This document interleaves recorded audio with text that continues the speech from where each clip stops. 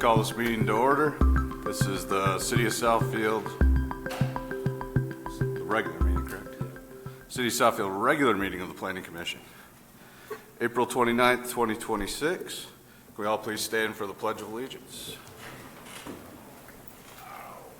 I pledge allegiance to the flag of the United States of America and to the republic for which it stands, one nation, under God, indivisible, with liberty and justice for all. We have a roll call, please. Present. Present. Present. Here. Commissioner Gruber, Stevens, Gunn, and Wilson. Thank you. Has everybody had a chance to review the agenda? And if there's no corrections, looking for a motion to approve the agenda? To the chair, motion to approve the planning commission agenda for April 29th. Second. Favorable motion on the agenda by Commissioner Martin, second by Commissioner Bernuti. All in favor? Aye. All right, the agenda proceeds. Announcements and communications today? Fix this. None at this time, sir. Through the chair. We have a number of people that signed up to speak. And if you're here to speak on any public hearing, you can just come up to the podium. This sign-in sheet is for public comment, which is at the end of the meeting. So you don't need to sign up to speak at any public hearings. Just give your name and address. You're invited to come up and speak at that time. And then if there's other items that are not on the agenda you'd like to speak to, we have you listed, and we'll call out your name under public comment. So just to be clear, if you're here to speak on the public hearing, you don't need to sign in. Just come up when we announce that the public hearing is open. If you're here to speak on something that's not on the agenda, then you would be speaking under public comment, and we'll read the names off. Thank you. Okay, the first item is a rezoning. It's PZR 26-0002. This is at Kiefer Street. Thank you, Mr. Chairman. Just a reminder for our folks who are doing the cable part, if we would make sure their mic's on. PZR 26002, we're going to talk about the site plan that's associated with it at the same time because it's all one project. This is a request to rezone a property on Kiefer Street develop property on Kiefer Street between Hazelhurst and Sargent. That property is currently zoned light industrial. It's a vacant property with a fair number of trees on it. They are looking to rezone to RT attached to build new two-family attached residents on that parcel. As you can see here, the current zoning is light industrial, as is actually that whole frontage and across the street. My understanding is this got rezoned back in the late 1990s or 2000s when there was some industrial expansion in the area, particularly involving the Lear Corporation and some other items along Telegraph. You can see the one light industrial building that actually, to the south of the site, that actually is a light industrial building that's tucked in there. The master plan still has it as moderate density single family. Moderate density single family, the RT attached for a two-family attached is consistent with that. That is similar to what we've done with the Habitat for Humanity's two-family homes that were constructed on Westland and West Haven, Road in West Haven. This is a site aerial just showing that you've got the motel on Telegraph to the right, you got homes, ranch homes to the north, homes across the street, and that light industrial building to the south. Existing conditions on the site, as I noted, there's a fair number of trees, vegetation. This is the site plan. They're proposing a ranch-style duplex, so it'll be one story, kind of elongated, garage to either side of the house, separate driveways. Have a walkway connection out to a sidewalk that they'll be constructing along the frontage. Any new development infills the sidewalk in front of their property. This is an elevation, just showing the east elevation, which is the front. Actually, it'll be the west elevation, but it's the front at the top. The west elevation is the back elevation. You can see it's a sliding door. The ends of the house, Floor plan, pretty standard. It's 3-bedroom, both units, 1 bath, laundry, kitchen. Actually, 2 baths, sorry. Shared by bedroom 1 and 2. Landscape plan. Before I add the petitioner, but I do want to note this is a 200-foot wide lot. So this lot could be split into 2 lots and 2 homes could be built on it, so it's not an increase in density. 2 homes could easily be built on this property. They could just do a lot split, it'd be approved by right, and then they wouldn't need this board's approval to do 2 single-family homes. They would just get a permit from the building department. Yeah, the other Petition- thing, just to remind, it's currently zoned in an industrial category, so Yep, an light industrial industrial. property could come there. I know there's a number of single-family homes across the street, but they're also in the light industrial district, so this would actually help to make this a little more conforming for the development. If the petitioner was present, if they'd come forward.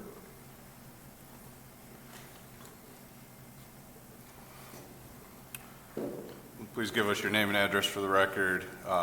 Anything you'd like to add about the project, and we'll ask you to step back for a little bit, open up the public hearing, then have you come back up to respond. Okay, my name is Carl Garrett. My address is 27633 Lasher, apartment 117. That's the Park House Senior Living Center home apartment. The only, I've brought the builder with me in case there's some particular questions about the building of the project. I can tell you that our intent for this home is to move in. My wife and I will live in one unit, and my adult daughter will live in the other unit. So it's not a rental property. This is going to be where we will be living. Okay. Thank you. Just I'll let you step back for a few minutes, and Okay, thank you. this is a public hearing. We'll open up the public hearing at this time. Anyone in the crowd would like to speak on this item, please come forward in an orderly fashion. You'll have 3 minutes to speak. All right. Seeing no one approaching, close the public hearing. Could the applicant please come back up? Sorry about this process. I will note we got 1 letter that came in today. It's in your packet from Okay. Tracy Olszewski, so you might want to just kind of summarize that for the record. You're going to summarize, or you want? Usually the chair does, but it should be in your packet. Yeah, just give me a second to find it. Here, Here we go. Yeah. Got it now. So this is it's a letter received from Tracy Olszewski, 2237 Kiefer Street, Southfield, Michigan, dated 4/14/26 to the Planning Department. I will just read the entire letter, so I've not previously seen this. Subject: opposition to zoning change from IL Light Industrial to RT Attached Single Family and proposed 2-family attached housing unit at Kiefer Street, parcel 24-32-228-004. Dear members of the Planning Commission, I'm writing as a resident located across the property at Kiefer Street, parcel 24-32-228-004. I strongly oppose the rezoning and plan for a 2-family attached housing unit at this location. This proposal is inconsistent with the predominantly single-family character of our neighborhood, which features detached single-family homes on similar lot sizes with generous setbacks and open yards. Introducing an attached 2-family unit would represent a significant change in density and use that does not align with existing zoning or the community's lots and homes. My specific concerns include traffic and safety. The addition of a second household would likely increase daily vehicle trips and on-street parking demand on Kiefer Street, exacerbating existing congestion and creating hazards. Impact on neighborhood character and property values. This development would reduce open space and alter the aesthetic of the block, potentially lowering property values for surrounding single-family homes. Infrastructure. Our neighborhood already faces narrow, crumbling roads, no sidewalks or streetlights, and a lot of foot traffic from employees at Lear Corp. Dozens of Lear's employees walk the streets of our neighborhood for 3+ hours every business day.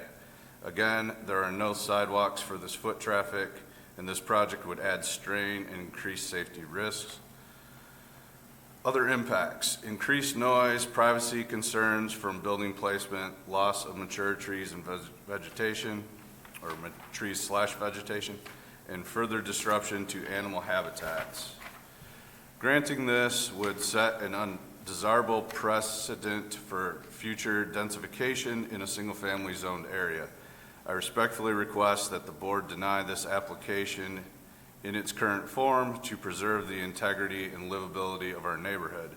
Thank you for considering my comments. I'm unable to attend the meeting due to my work schedule. Please keep me informed of any updates. And this was, again, a letter from Tracy Olszewski.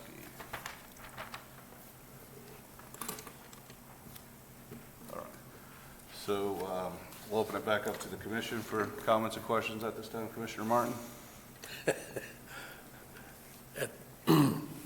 If I understand correctly, that this lot can be divided for 2 homes rather than just the one, is that correct? It's large enough to be divided into 2 single-family homes. It needs to be at least 2 acres to take advantage of the attached residential unit. And because it's less than 3 units, that requires site plan approval by council. But I'm going to just remind the commission and the audience that this is currently zoned light industrial. So we think this is a downzoning to go to attached single family. And we're just saying that the density is not really increasing because it could be split into 2 single family lots, which would allow for 2 units, and they're only proposing 2 units. Yeah, if you look at the map above, the lots across the street are literally half the width of this lot. Like, if it was split in 2, it'd be the same width as the lots across the street. Okay. The minimum, I believe the minimum lot width in this district is 70 feet, and this is 200 total, so it could make 2 100-foot lots. It would well exceed the minimum. It would have to be rezoned to R1, because right now it's zoned industrial. You can't build a house in an industrial district. But given that it's master planned single family, the rezoning matches the master plan for the community, the comprehensive plan. The current comprehensive plan, really, we might even want to look at rezoning some of the other properties that are residential that are I-1 back to residential, because right now the zoning is inconsistent with the comp plan, future land use map. Okay, so in essence, this building wouldn't require no more square footage than the existing homes there. Yep. I have no questions then. Commissioner Bernardi? Yes, pardon me, thank you. This property that you want to build on, is that similar to a duplex It is. type of structure? It's a ranch-style duplex. It is not a, it is not a colonial type of a duplex. It's a ranch-style with 2 units, yes. But you said that your daughter, I think, would be living in one part of this total structure, correct? Yes, there would be 3 people living in the total structure, my wife and I on one side and my adult daughter on the other. I see. But if I could, she's in a separate unit. Yes, she's in Yeah, the they're second. not connected. Okay. So they're a duplex, they're side-by-side duplex, but they have individual units and individual entrances. Okay. Yeah, in the so notice, we call it 2-family attached, because that is like the proper technical term. Duplex is more of a layman's term. Yeah, it's similar to what I thought. Thank you. Yes. No other question. Commissioner Gilman? Planner Crode or Planner Payson, do you happen to have how large of an industrial building could be built on this property directly across from these neighborhood houses by zoning? rules and setbacks, I mean, just for comparison. something very similar to what you see on the property to the south could in fact be built on there.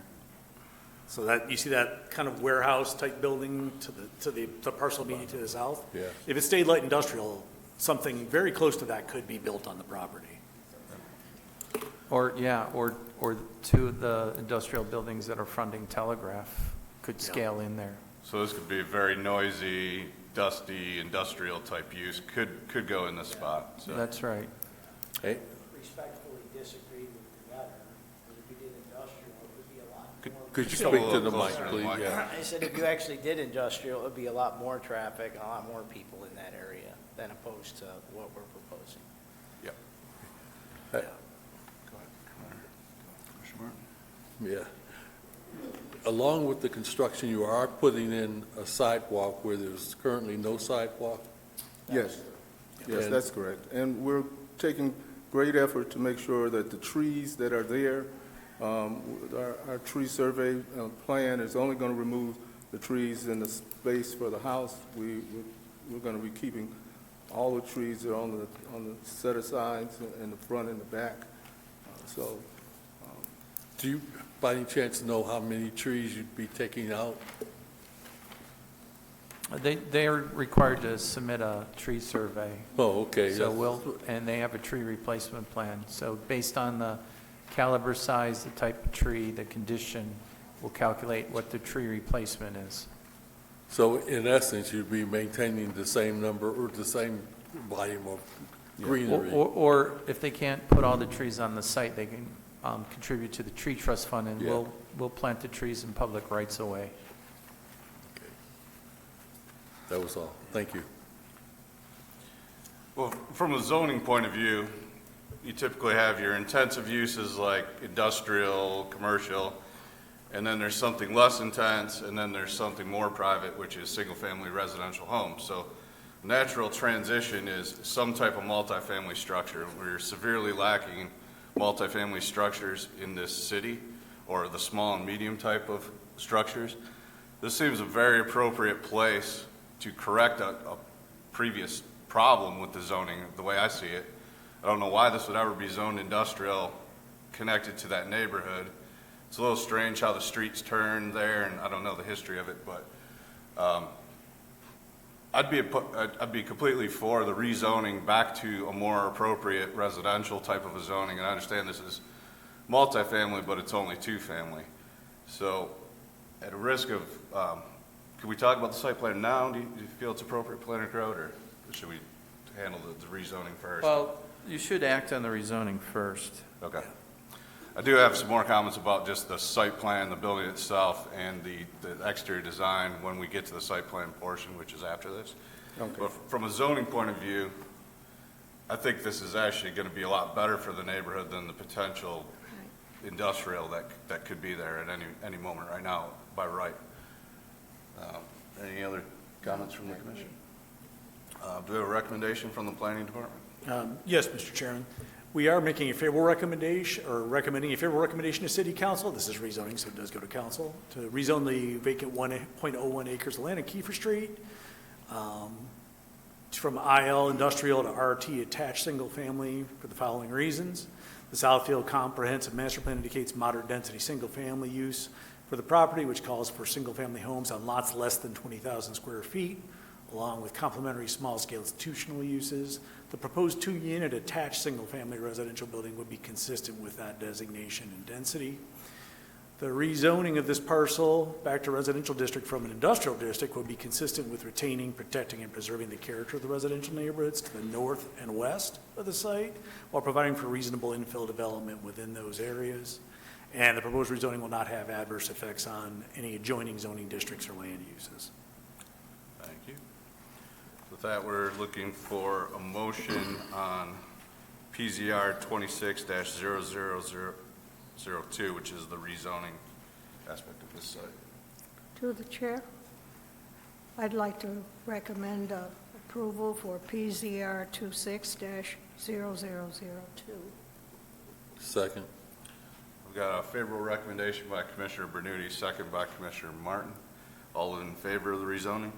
Aye. Any opposed? All right, the recommendation proceeds to City Council. They'll have the final vote on this item. While we're here today, we're also going to talk about the site plan for the same site. This is PSP 26-0004. Site plan. There we go.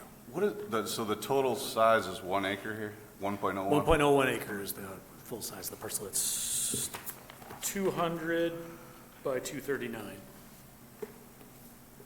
Commissioner Martin, any questions?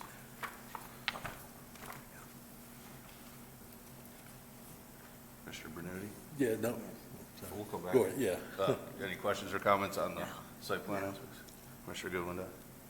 Yeah, the site plan that we have here, can I hold it up?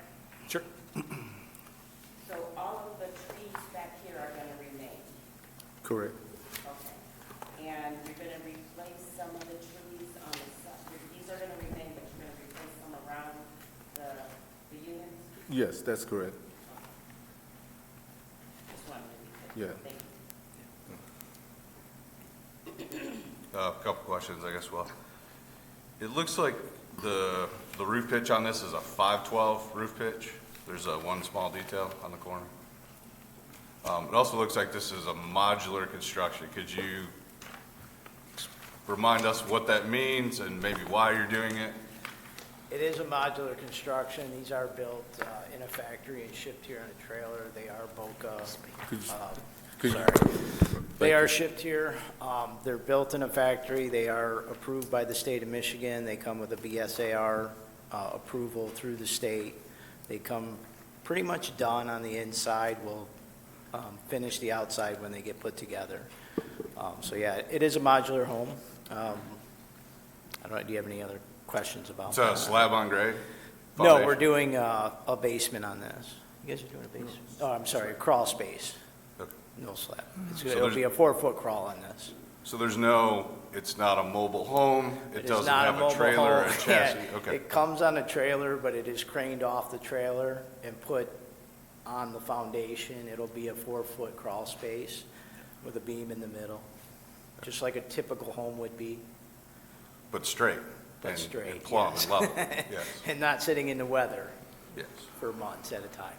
I assume there's some cost advantage or at least speed advantage? which It would- is cheaper in the long run, and of course, the construction time is cut in half as well. So a typical build for this, I mean, once the foundation is, will be done in 90 days. So even the construction traffic, the mess, all that is cut down as well. And it appears the total building size is about 2,500 square feet, so is that 1,250 square foot per That's correct. yeah. three-bedroom unit? Yes, And detached garages? yes, yep.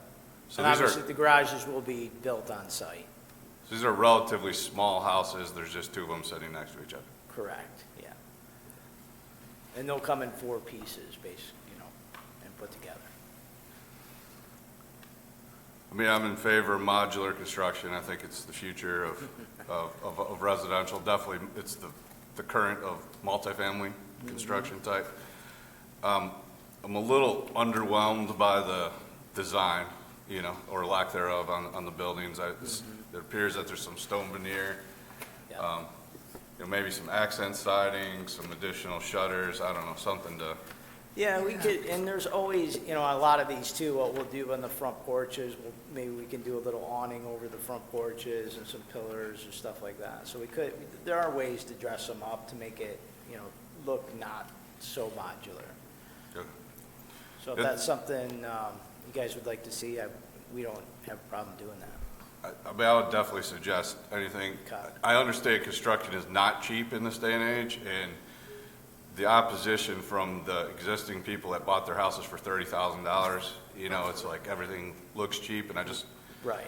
I think the more of these look like new, custom, semi-custom homes, Yeah. the more common they appear, it's going to be better for, Yeah, I think we Okay. could do something with the front porches, do a little, reverse gable on those too, and bring them out and put some posts in. I think it would make a big difference.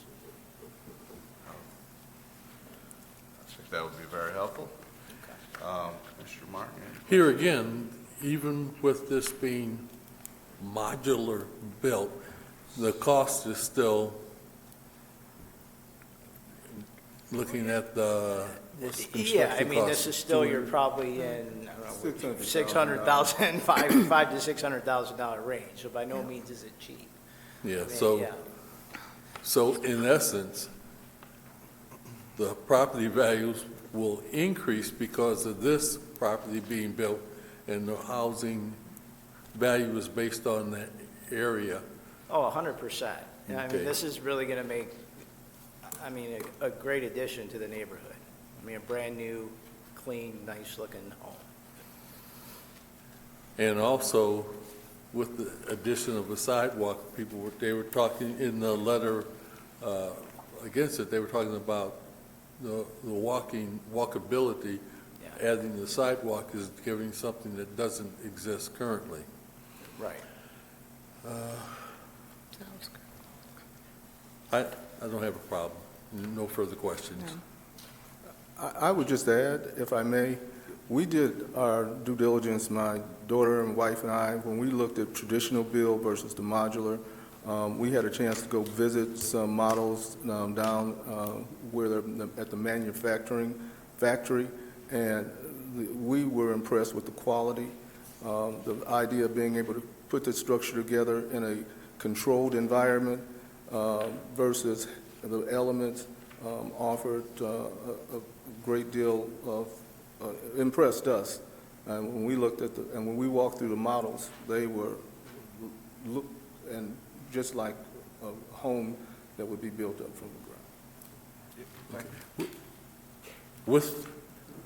With this being basically construction set on the foundation, meaning the footings of that, do you have a problem with settling, with the building settling after construction? No, we don't. I mean, we let the foundations and the walls set up for a little while before we set the houses on there. So it's really the same thing as a typical stick frame construction, but instead of doing it piecemeal, it's coming in all at once.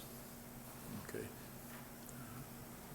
Okay, no further questions. Have you thought about the design fitting into the neighborhood?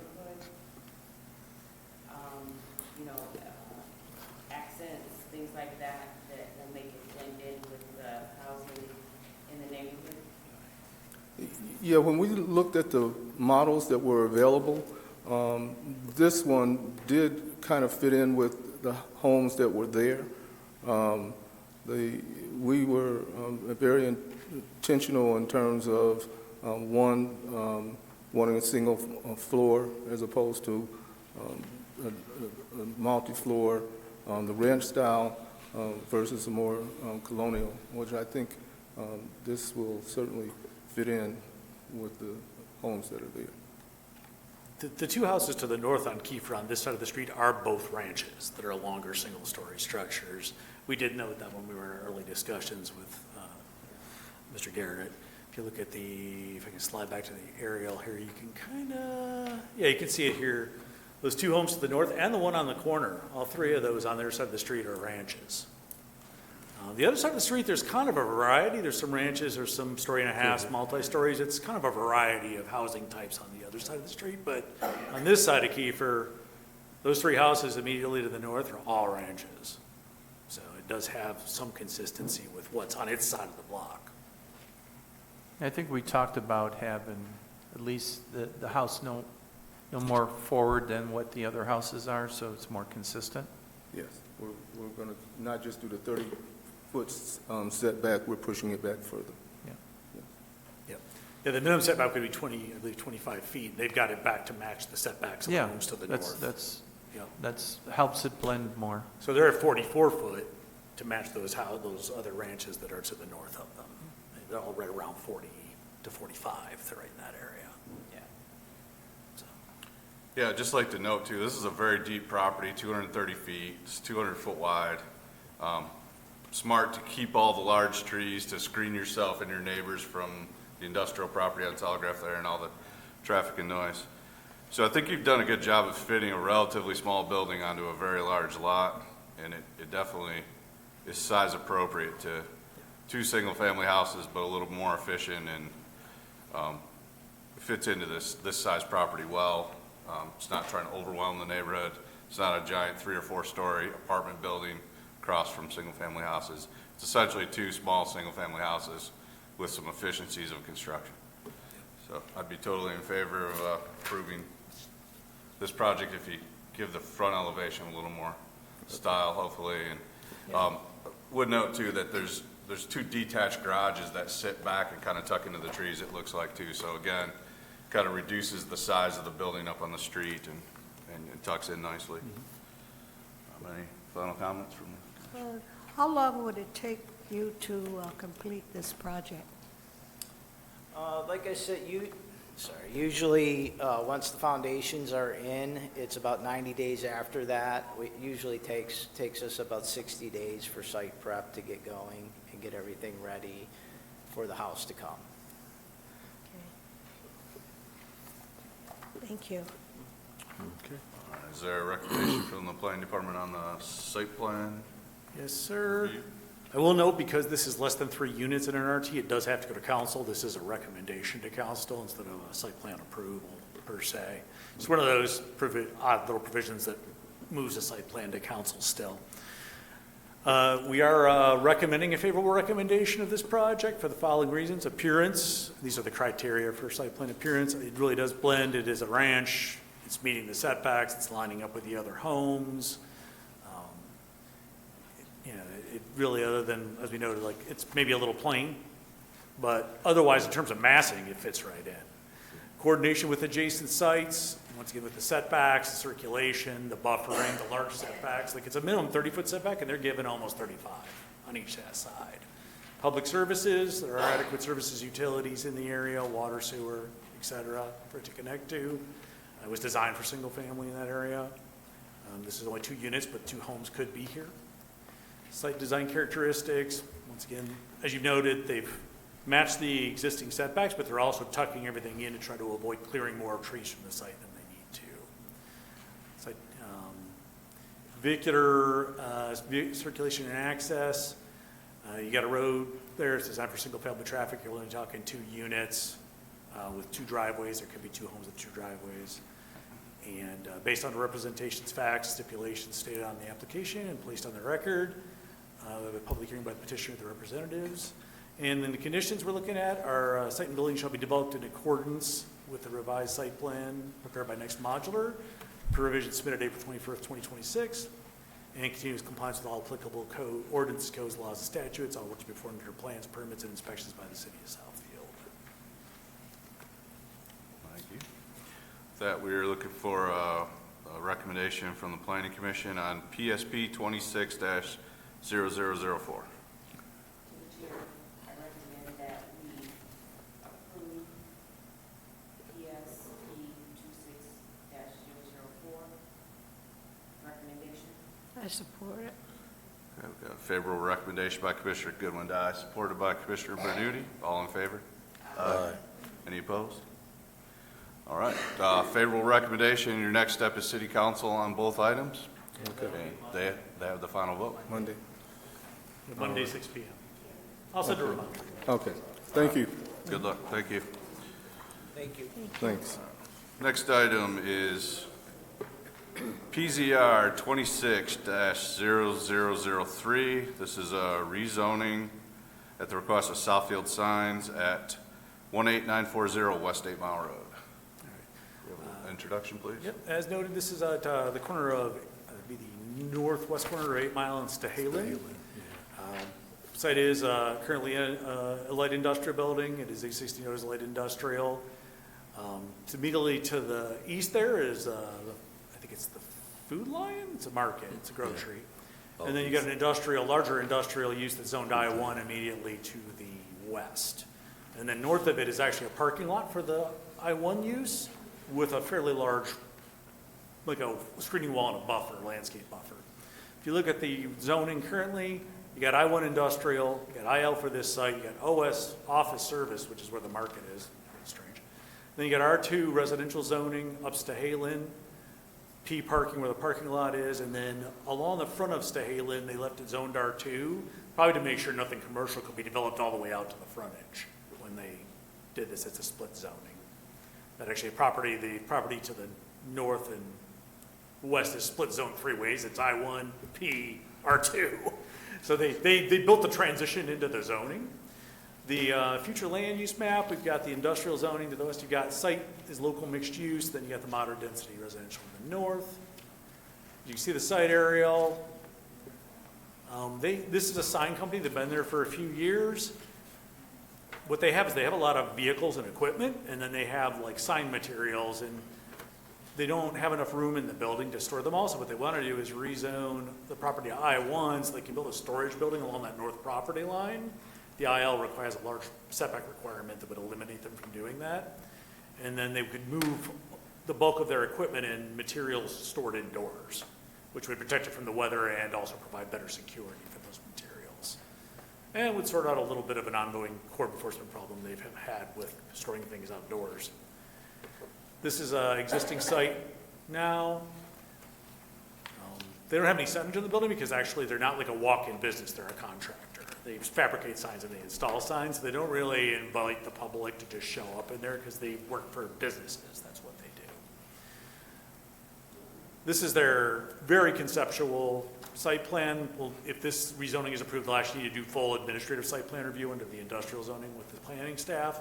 But we wanted to give the commission and the council, when it gets to them, an idea of why they're asking for this I1 zoning. And it really is so that they can construct that like storage addition to the, to the front, north end of the property. As you can see, so where you see that kind of the vehicles and equipment stored on that north property, that's pretty much where that building would go, as I understand it. If the petitioner is present, if they'd just come forward. Anyone from the sign company?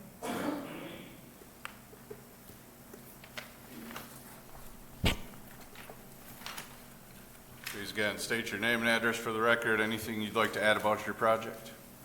My name is Mose Tuna.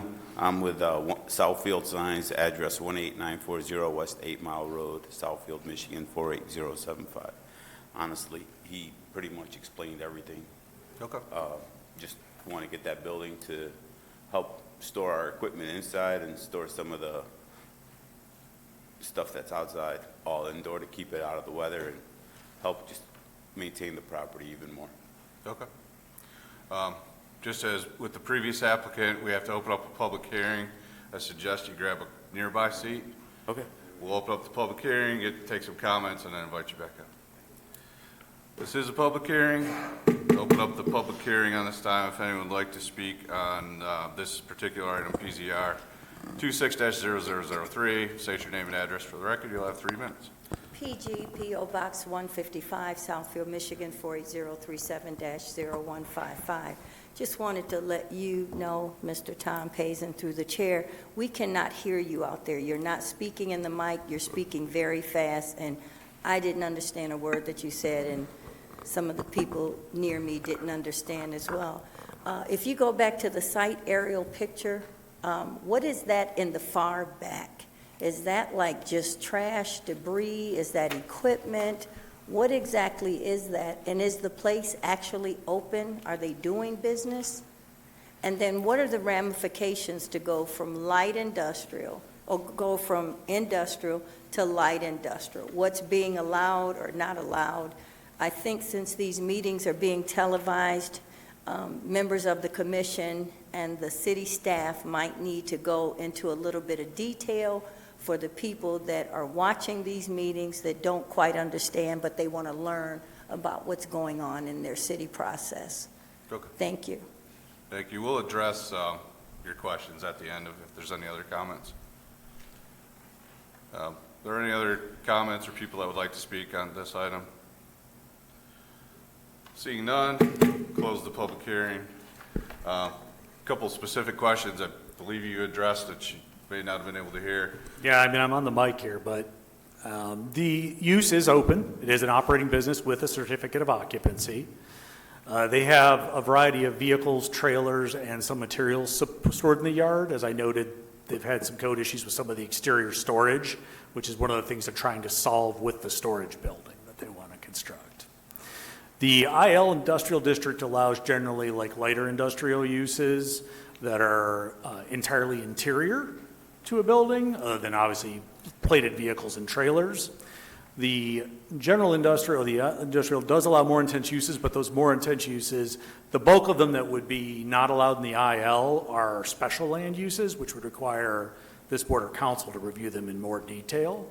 And as I did note, this change will require a site plan approval, administrative site plan approval by the city planner. When we get into the actual detailed plans, what he's provided is just a conceptual layout for purposes of the rezoning, to explain the rezoning. The large property immediately to the west and the wraps through to the north is, the bulk of it is I-1 general industrial. A lot of the 8-mile frontage actually is industrially zoned. I don't have the larger picture, but a lot of what you see to the west is industrially zoned already. And then if I could, the last item is the reason that I-1 makes more sense is the IL requires a 50-foot rear yard setback, and they wouldn't be able to meet that and get a building large enough to store all the outside equipment. So this is to remedy an existing code violation. This will allow them to build the building right on the property. And to the north is currently vehicular parking and an empty or vacant residential lot that has trees on it, so it won't impact any of the neighbors. Okay. And is the conceptual site plan in this packet? Yeah, it's right there. So you can see it's a little hard to read, that gray area to the north there along Stalen, that's their proposed where the building would go. And it is in the packet, it's page, well, I'm pretty sure we included it in here, at least we intended to. Just to remind the planning commission, you're only recommending the rezoning, and the site plan would be done administratively by myself and my department. Okay. If you flip to the third page, it's a little easier to read in your packet than it is on the screen. It's a little faint on some of the interior lines up there when it projects. As you said, you're not actually approving the site plan. This is for the rezoning. So if a more loud, noisy, dusty business was to go in this building, they would have to come back in front of the public? Yeah, That's pretty much the- all the uses that allow outdoor activities are special land uses in the I-1. So they'd have to come to this body, they would need a specific site plan approval also for outdoor activity, and it would have to go to this body and the council. Okay. And it would be, notices would be provided again to twice for both sets of hearings. Okay. So, Is the picture upside down, or 8 Mile is upside down? The spelling of 8 Mile? I oriented it north. This is the way I got it from the applicant. The picture's correct, the text is upside down. North is up on the photo. Yep. All right, to the commission, Commissioner Martin, any questions or comments? No, it's nice to see that you want to eliminate Could the code enforcement petitioner- issues. Yeah. you Can the do- petitioner step come back to sorry. the microphone? Yeah. This is the part where we invite you back up if we have any questions. My Yeah. apologies. It's nice to see that you want to resolve the issues with code enforcement by having a storage area for the things that are stored outdoors so that you clean up your property, you make it look more businesslike. Thank you very much. Thank you. Yes, sir. Commissioner Bernini, No, that was my sentiment exactly. Commissioner Goodwin. Thank you. I have no opposition to this rezoning because you are a specific user of this industrial property, and this will improve your business as well as the view for everybody else around you. Yes. Or it gives you the potential to do that at least. Just through the chair, and I might have missed it in the beginning, how long you been in business? Over 10 years now. And how long have you been at this site? At this site, 10 years. Before that, I've been in business since 2000 Okay. in Southfield. So he's well-established, and I think you had some history in Southfield even prior to that, correct? Yes. Is there a recommendation from the planning department? Yes, sir. Recommended resolution We are recommending a favorable recommendation to the city council of PZR 26-0003. The request to rezone this parcel from, with an existing industrial building at 18940 West 8 Mile from IL Industrial to I-1 Industrial for the following reasons. The Southfield Comprehensive Master Plan indicates local mixed use, primarily business in nature, mixture of neighborhood commercial services and office with accessory multifamily uses. As this is an existing light industrial building, continuing it in a productive, well-maintained way is good for the mixed-use area. The small industrial building, constructed in 1965, has housed a local sign fabrication installation business since 2017. The business is in need of modernizing the facility if it is to improve the security and appearance of the site by moving its equipment and material storage indoors. The rezoning would permit this by reducing the required rear setback from 50 feet to 0 feet. The property is in a transitional location between more intense industrial uses and commercial uses along West 8 Mile.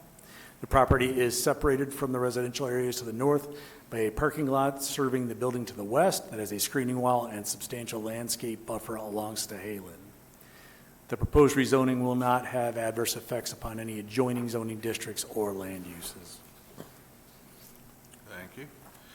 With that, we're looking for a recommendation on PZR 26-0003. That's the rezoning of this particular site. To the chair, Commissioner Martin. I recommend favorable approval of PZR 26-0003. We've got a favorable recommendation by Commissioner Martin, supported by Commissioner Goodwin-Dye. All in favor? Aye. Any opposed? Okay, so that's a favorable recommendation from our body. Your next step is to bring this in front of the city council. They'll have the final decision. After that, the planning department reviews your proposed site plan for your addition as an administrative site plan because it's industrial use? That's correct. Anything I'm missing on that? So a couple more steps in the process. City council has the final decision on rezoning, and then the planning department will review everything else with you after that. Thank you. All right, And thank so just to remind you, Monday night is the study meeting with the council next door. This Monday? And then you'll come back on May 18th for your consideration of approval. Okay. And you can submit your admin review if you haven't done that now, if you'd like to, or you can wait until after the rezoning has been approved. That's fine. Thank you. Thank you. Thank you. All right, the next item is a site plan. This is PSP 26-0005. That means this commission gets the final approval on that project. That means we also do not take public comment on this next project. Could we have an introduction, please? Yep, this is PSP 26-0005, a site plan review for redevelopment of the property at 29515 Southfield Road. It's a closed Arby's restaurant. They'll be demolishing the building and constructing new on the site. The existing zoning is B1 neighborhood business, which does permit banks. So here we go. As noted, current zoning is B1. It's got some OS zoning around it, and then it has RA residential to the west. It's consistent with the future land use map, moderate density residential to the west, and the north Southfield Road corridor, which is a sort of mixed commercial district covering the frontage there. Site aerial, as you can see, this is the current layout with the Arby's on the site. Just current conditions with the closed Arby's, signage removed. Color landscape site plan. As you can see, they're roughly the same location the Arby's was at. They're looking to put the bank building. A lot of that extra parking to the rear is going away and going to remain green space, buffering it from the neighborhood. Their drive-through and ATM drive-through will be on the back with a canopy. They're going to be putting a landscape buffer along the front, freshening up the landscape generally. It's a site plan, just a little more detailed, showing the arrows for the drive aisles and directions, parking spaces, ADA spaces, as those all kind of relate to the proposed building, dumpster enclosure in the rear, and then stormwater detention in the northwest corner. Landscape plan, a little more detail. as discussed. They're looking to really refresh the whole landscaping as they redevelop this site. Floor plan, pretty typical branch bank. The front of the bank is on the top, the bottom would be on the bottom. The double doors with the atrium there is the entry to the bank. Various offices, lobby area. Renderings for the bank building. You got the building east elevation facing Southfield on the top, and then the north elevation, which would be the side as you go around. You can see the canopy for the drive-through lanes on the right. This is the west elevation at the top, which would be the back of the bank, and then the south elevation on the bottom there, which is, like I said, toward as you go around. If the petitioner is present, if they could come forward.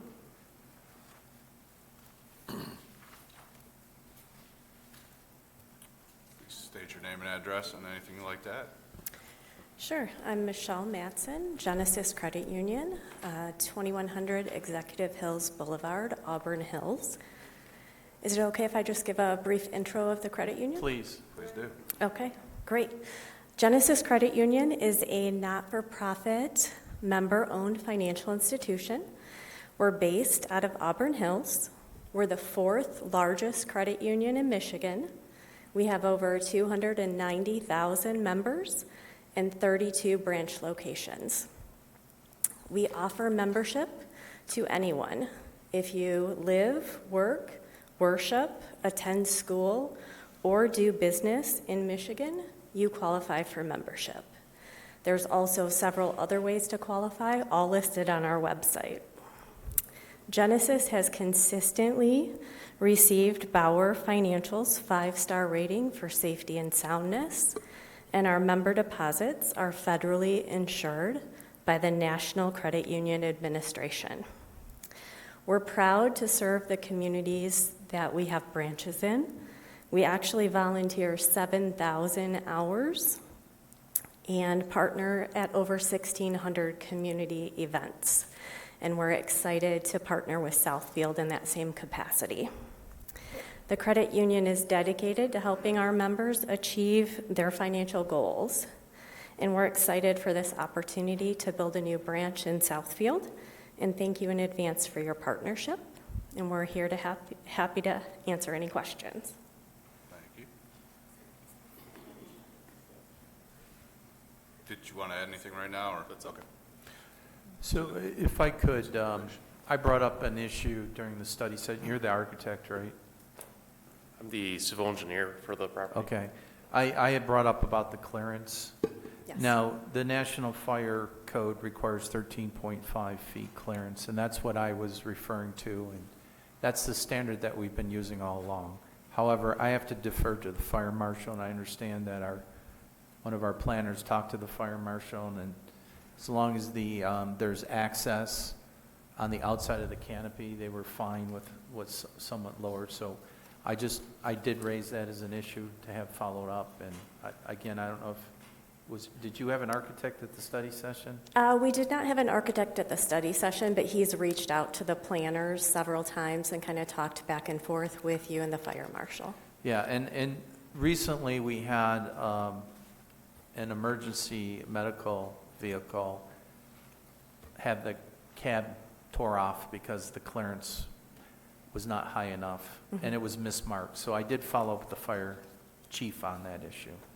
I'm going to defer to the fire marshal. If they're comfortable with the bypass lane on the outside, that's fine. Otherwise, I would recommend 13.5, but I understand that might not fit in with your design. So I would like to get clarification on that issue, or if they make a decision tonight that it's subject to us being clear on the underclearance, okay? Mm-hmm.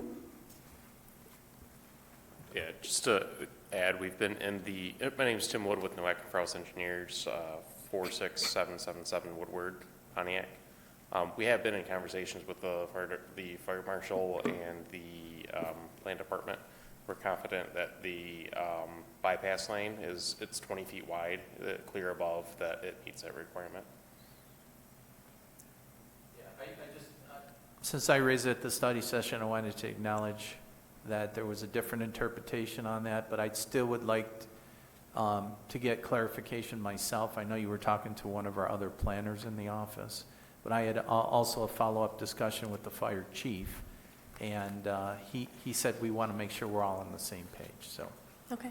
other than that, that was the one outstanding issue that I was hoping to have resolved by tonight. Commissioner Martin, any questions or comments? You have 3 lanes for your drive-through. I assume that 2 of those are ATM accessible, or are they? We have one ATM that will be inside the building, so that first lane closest to the building is for the ATM. The other 2 will run on a pneumatic tube system. Okay. And I have no other questions at this moment. That doesn't mean I won't come back with more, but Commissioner Bernardi, any questions? Yes. First and foremost, I'd like to thank you for doing this in the city of Southfield. It'll be the first one. I know you're all around us, but thank you for that. Also, did you indicate that you are federally insured with the NC, is it the NCUA? Yes, the National Credit Union Administration. And who can join the credit union other than Southfield residents? Anyone can join the credit union. So anyone that lives, works, worships, attends school, or does business in Michigan. And then outside of that, we have several other ways to join the credit union as well. I see. You mentioned students. Mm-hmm. Yep, Thank you. sure. That's all. Commissioner Lewin, Commissioner Martin, anything else? yeah. Are other financial institutions able to use your ATM? If I have an account at a bank Yes. and are there several? Are they all?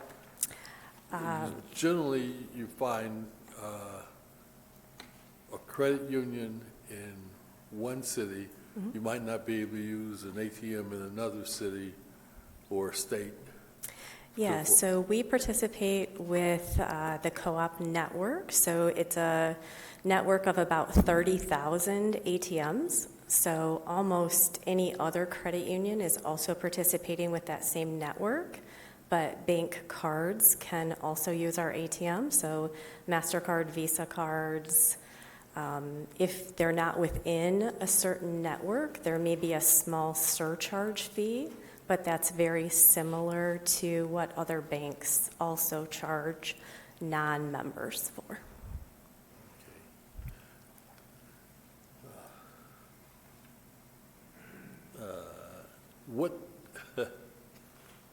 What type of, you mentioned the size of the credit union, what type of financial data do you have? You know, how much assets do you have? I mean, is this, I assume that as a credit union with so many members, you have to have a high volume of assets. What type of financial stability do you have? If I could, I don't think that's, I mean, she can answer if she wants. I don't think that's appropriate for site plan Correct. discussion, Sorry. that's all. Yeah. You're free to answer that if you want, but it's not a site plan related question, so I would recommend that we don't get it Yeah. too down the weeds here. Sorry about that. I'll try another one just out of personal curiosity. I see a lot of bank buildings go vacant and out of business all the time, and they're being repurposed. Is this a building that you own or will own for the future, and do you intend to make a long-term investment? Yes, so we own the property and we will own the building. That's typically our model. And with all of our branch locations, we're always looking at being in those locations for 40, 50 years. We've actually been in business since 1936. You probably have seen our Pontiac location. It's been in the same location ever since it was opened. We have a newer location in Royal Oak. We're not closing branch locations. Many of the banks go through consolidations and mergers, and that's typically not similar with credit unions. If we merge, the only time we would ever consider closing locations is if they overlap. If two credit unions merge together and they both have a location in that same city, that would really be the only way that generally a credit union would close a location. So we're in the business of serving members, and we hope to grow this location and have it be successful and profitable. Great, thank you. And then just from a site plan point of view, maybe for your engineer, it looks like you're keeping the same entrance exit onto Southfield Road. Smart. And there's only one entrance exit currently, it looks like, to the site. Yes, that's correct. We're maintaining the existing drive approach to the Southfield Road, and then it's a two-way into the site, and then the drive aisles on the north and on the east side are two-way with one-way circulating around the west and south sides of the site. And it also looks like that site is heavily paved right now with the Arby's that was there, and it looks like you've removed a good amount of paving. I'm not sure percentage-wise, but looks like you're doing a lot of stormwater improvements up to our high city standards. Yeah, so the impervious area of the site is reduced by roughly half compared to the existing. Maybe it's like 2/3. The detention basin provides pretreatment for the water, and the detention provides for the volume requirements, which meets Southfield standards, as well as the county standards that are put in place. So it meets all those standards. And then there's existing utilities already on site for the existing RVs that we're looking to utilize. So it should not be impactful for public utilities or public roadways, especially considering it's already been developed previously. Okay. It also looks like you're providing a large buffer of land to I believe there's some apartments behind the building to the west. Yeah, so that's the split zoning that Mr. Payson mentioned. That does buffer the residential property to the west. There are existing trees that we're keeping. We're trying to keep all the trees that we possibly can. We're only removing a few, and then we're adding additional trees along that pond to increase that buffer and supplement that buffer to the residential property. And then there's good screening to the property to the south with a line of arborvitaes. And then the property to the north has some smaller landscaping that should help differentiate the line between the two properties. Thank you. I think it's a nice looking building. I've seen the other buildings around town. I think it's going to be a big improvement to this site. A little sad to see Arby's go, but there's plenty of other places we can build restaurants in this large city. Any other questions from the commission? Leonard Grove. Yeah, did you consider, I recommended that you think about putting brick piers and some ornamental fence. I just can't read it at this scale, so. So we added the black ornamental fence with the brick piers, and we did 2 sections right around the pedestrian entrance. Okay, thank you. I also would note there is an existing screening wall through the property that is remaining. So in addition to the landscaping, the green space distance, there's actually an existing screening wall that is also remaining. All right. Is there, go ahead. To Mr. Crode, are they required to have some form of artwork or something on the premises? If the project exceeds $1 million, there is an art requirement. Yeah, so we're going to be donating to the Public Art Fund. Good. Okay, thank you. Thank you. Thank you. Thank you. All right. With that, is there a recommendation from the planning department? Yes, Mr. Chairman. It's a little long here, so I'm going to look at my paper because even that's hard for me to read. Probably should break that up on 2 slides. All right, we are recommending approval of PSP 26-0005, the site plan review by Nowick and Frous on behalf of Genesis Credit Union to demolish former Arby's building and construct a new bank building at 29515 Southfield. From an appearance standpoint, it is a decent-looking commercial building, consistent with other commercial buildings in the area. It provides and improves barrier-free access to the site to current standards. It is coordinated with adjacent sites with regard to lighting, landscaping, building orientation, et cetera. They are upgrading the drainage of the site to modern standards and removing a great deal of impervious surface as well. They are providing pedestrian access to the site and circulation to our modern standard, which is better than the previous existing. They are providing required screening both on the road frontage, screening the fronts of the cars with the hedge and landscape, but also retaining the 6-foot screening wall at the rear of the property as required.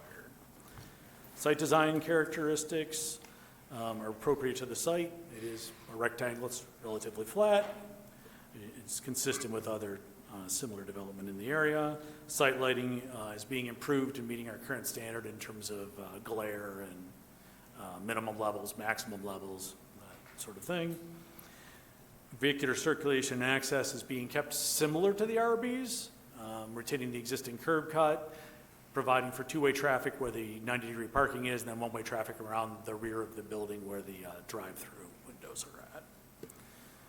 This resolution is based on the documents, facts, representations, stipulations submitted with the application and placed on the record during the public hearing by the petitioner and their representatives. A couple of conditions: the site and building to be developed consistent with the revised site plan set prepared by Noah Confraus Engineers dated April 17, 2026. Petitioner to implement the recommendations of Southfield Police Department's Crime Prevention Bureau regarding site security and continuous compliance with all applicable ordinances, codes, laws, and statutes, and all work to be performed under plans, permits, and final inspections by the city of Southfield. Do we need to add another clarification about the fire department access approval? You can make that a condition that will follow, the city plan will follow up on that one requirement regarding the underclearance for the drive-through canopy. Okay, so with that, we'd be looking for a motion to approve this project, not just recommend. So we were looking for approval from the planning department. May I have a motion? I'd like to make that to PSP 26-0005 And then just with the condition with the condition of the the, planner and the. Yeah, fire subject to the planner signing off on the canopy. sounds good. Support. Okay, so we got a favorable motion for approval with the additional condition of the fire marshal's approval by Commissioner Bernuti, supported by Commissioner Martin. All in favor? Aye. Any opposed? All right, project's approved. Please complete that item with the planning and fire marshal, and building department is next after this. Good luck. Thank you. All right, next item is PZRRUDD 26-0001. This is a residential unit development district rezoning.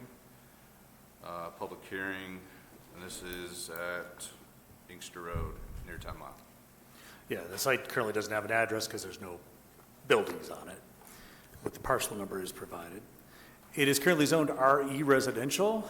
The proposal is for a residential unit development district and to construct 3 one-story townhouses, 16 townhomes total, maternity house, and a community center for Mary's Mantle. A residential unit development district is a type of planned unit development, so you're effectively rezoning the property to the project, is a kind of a layman's way to understand that. So if council approves the rezoning after your recommendation, then it'd be rezoned to this project. They'd have to construct consistent with the plans that are being submitted with the rezoning. Looking at the current zoning, RE residential, it's on the border with Farmington Hills. We've got the future land use of the site is low-density, single-family. What do we say the size of the site? I've got it on the data sheet here. Hold on a second. Flip it over here. It is a 7.52 acre parcel, so it is a large site, heavily wooded. Here's the aerial photo and proposed layouts. On the left, you can see that there's actually a utility corridor that goes through the site. You can clearly see it in the photo where the trees have been kept cleared for the utilities that come through the site. And there's another one, another actual utility easement that runs kind of at a diagonal from it. You can see on a little bit on the aerial, but you can definitely see it on the site plan. That's why the buildings are avoiding those utility easements. As you can see, the front buildings are the community building and the maternity house, and the 3 buildings toward the back are the townhomes. This is what the property looks like facing west on Inkster. It should be facing east. Make a note of that. As you can see, they're proposing the maternity house is up in the kind of the north there toward the front with some parking. The community center is there as well. And then you've got the 6-unit townhouses. 2 6-unit townhouses building, one kind of at the north, one north-south in this alignment, and then a 4-unit townhouse on the back. It is broken into 2 phases. The community center and the 6-unit townhouse next to it are the phase 1. The maternity house and the other 2 buildings are their phase 2. It does have a detention area there in the southwest corner of the site, and then trees all around the perimeter, and then quite a few in the interior. This is a parallel plan that shows how many units you could get if you actually just split these into lots under the RE zoning and put in a cul-de-sac. You could get 14 units just subdividing this property into 14 lots and putting a cul-de-sac down the middle. So they are looking at 16 residential units plus the 2 other buildings, but they, if it were split per the city's land division ordinance and the zoning ordinance, you could have 14 lots with 14 single-family residences. This is the community center building. As you can see, the left side is a daycare, so you can see kind of the preschool area and then the infants and toddlers area. And on the right, there's a community room and some offices and services. This is what the building itself would look like.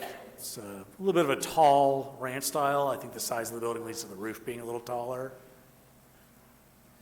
This is the maternity house. The maternity house, basically, these are, I think, as I understand it, and the folks from Mary's Manor can explain this in better detail, this is the expecting mothers who've come to the housing.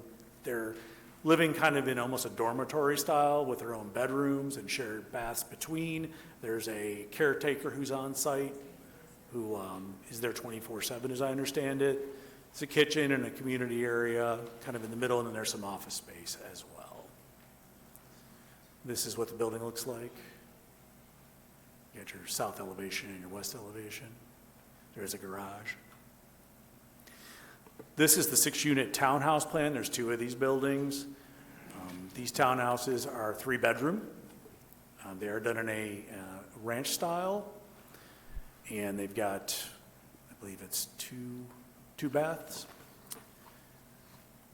And there's the 6 units. They're kind of mirror images of each other and then duplicated down the line. This is the appearance of the building. This is the 4-unit building, similar to the 6-unit building, just with 2 fewer units. A little easier to see the floor plan here. You can see 3 bedrooms in each unit. There's a common area, kitchen, and 2 baths. Elevations for the 4-unit building. These are renderings provided by the applicant, just kind of showing what the site might look like if constructed as proposed. The bottom left is actually from Inkster looking into this site because it is set back a ways and you're planning landscaping in the front. It's pushed back. And then as you're in the interior area, these are the views of what the buildings might look like along the parking and interior drives. The petitioner, if they're present, would come forward.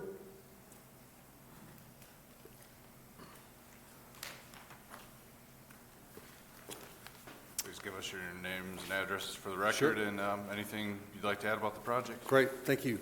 Yeah, my name is Ken Kernan. We are currently at 25675 Farmbrook. So again, my name is Dr. Ken Kernan. I'm a urologic cancer surgeon by day, and I'm honored to be the board president of Mary's Mantle. We are a Catholic home for expectant mothers who, when women have nowhere else to turn, great, thank you, and they don't really know where to go. We've actually been in existence in the city of Southfield for over 15 years, at our current location for over 10 years, and we've been good citizens and good neighbors for all that time. We've done a good job doing God's work with our small home, but we could do better, and that's really our goal. We need to really expand. The need we know is out there, and it's great in our community. Our mission really is to expand the mother house to up to 8 pregnant moms, and add a daycare, so if the mothers are going to school or going to work, there's someone to watch their child, and then ultimately transition housing. We know that community living is really the key to changing people's lives. We're really modeled after Alcoholics Anonymous, where that community living or sober living has really changed those people's lives, and that's really the purpose of this, is not to just put a Band-Aid on a woman and her baby and just send them out, which is a little bit what we're doing now. We have some additional care, but this really would change their overall trajectory. So, and that's really that transition housing program with the townhouses will allow us to do that. A couple things, again, over the years we've had about 110 mothers and babies since we've opened. We are a structured, nurturing environment. It is highly regulated. Oops. I think it's just the 2 slides. Oh, just those 2. Okay, no worries. I'll leave this up. And so again, I think one of the concerns that some people have had, and actually after the last Planning Commission meeting, we were blessed to have a nice conversation with Gloria and Ron and William and Sharon, who are neighbors, about some of this stuff. You know, and their concern was obviously security. They do not want this to be an unregulated coming and going situation. Our programs, again, are structured. We have full-time care during the day. Our offices will be there. We have 24/7 staffing, 365, for the mother house and transition housing. We will likely have a married couple who will live in one of the townhouses to serve as mentors to the women. So it will be highly structured and regulated. The other thing is, again, concern is always safety, right? So again, we've been your neighbors in Southfield for over 15 years. We've had exactly 0 incidents with the police department or issues with that for the entire time. So again, I think that was one of the biggest concerns as well. Again, we really have this proven track record of being good neighbors and good citizens and being safe for the community. Lastly, there was some concerns about the crowd. Are we building a city? I think Thomas did a nice job of showing what potentially could be there with 14 units. You know, if you average maybe 4 to 6 people in every one of those homes, you could have 60 to 70 people living on that property. We will be substantially less even if we are fully occupied. So again, I think the crowd will be, and the issues of traffic and things like that will be significantly less than what could be there. We've been blessed to have a good current owner, Mr. Nager, who has tried to build things here before which had a much higher density. So again, I always say we're probably the best option. If you looked at the site plan of what it'll look like when you drive by, you probably won't even know we're there. It'll look very much like it does today with the exception of a driveway. So that's what we're planning. Thank you. Doctor, just for clarification, how many units do you have at your existing facility on Farm Brook? Currently, we have 4. We can hold 4 expectant moms right now. Okay, thank you. Okay, thank you. Thank you. This is a public hearing. I'll open up the public hearing at this time. You know the drill. PG P.O. Box 155, Southfield, Michigan 48037-0155. You know, I do a lot of volunteer work, and I've done a lot of volunteer work for a long time, probably 50-plus years, very young when I started. And I think that this is a great, great concept. I do not think that the place they want to do it is the right place to do it.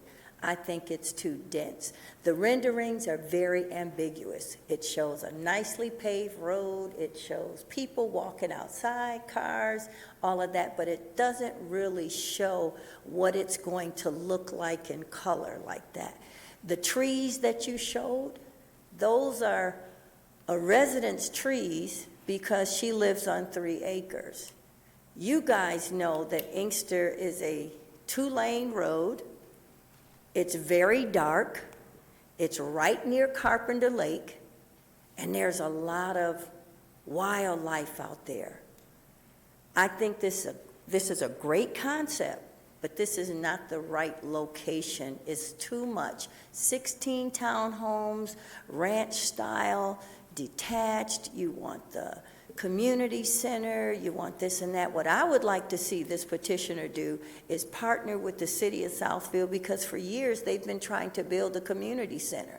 Why don't you come in a little bit closer to City Hall, put your resources with City Hall so that we can have a city community center and not just a particular project community center?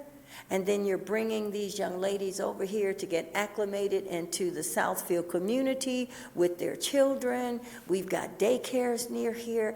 I don't know if it's just, it sounds like when you say that no man or woman is an island, it sounds like this is going to be an island specifically for the Catholic faith. And if I'm saying that wrong, then I'm going to apologize to the petitioners, but I'm just going by what I'm hearing. I don't think that this is the best location. I think the concept is absolutely phenomenal and we need it, but it's just too much. Imagine 16 homes, 16 children or more, that 2-lane highway, and kids do wonder. People are going to be driving. It's not a good spot. And you got to respect the homeowners that are there. 10 You can't. seconds left. I'm looking at the clock, so I don't really need you to interrupt my time, Mr. Chairman, to let me wasn't- know. If Okay, you're I'll going to give you- do I'll that, give you an then turn the extra clock 17 around, and you seconds. I can didn't know tell you had a me, clock. you can tell me if you turn the clock around and I can't see it, but the fact that I'm I didn't looking know. at it, I can Please see it. continue. So I would prefer to just Actually, have could my you- 3 could you go minutes back to and the not to beginning? have What a is the- what does the 10-second PG stand for? I warning, think you okay? abbreviated your name. Allow me to speak 3 minutes I and will, not I two will. I 2 let you- minutes and I 50 let you go, seconds but for you to since you tell me didn't follow 10 the miles. process, can you 10 tell minutes us- or 10 seconds, Can you okay? tell us what PG I got stands the for? clock. I got the clock. I didn't catch your name at the beginning of the, PG. what? That's 2 letters. Your name is 2 letters? You've shortened your name? P-A-G-E-E. It Okay. is 2 letters. Thank you. I knew you under a different name and a different time. You do, but that's my nickname and that's my name. Okay, thank you. Thank you. I didn't realize you had the clock there. Thank you for reminding me. Yeah, there I've is never a clock right got, here. I got to This is sit the on that clock particular right side. here. Okay, And it does show the well, time. good. Everyone in else will have red. one. All right, See?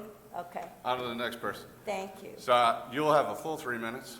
Please tell us your name and address for the record. Name is John Way. Address is 27223 Oxford Drive, Southfield, Michigan.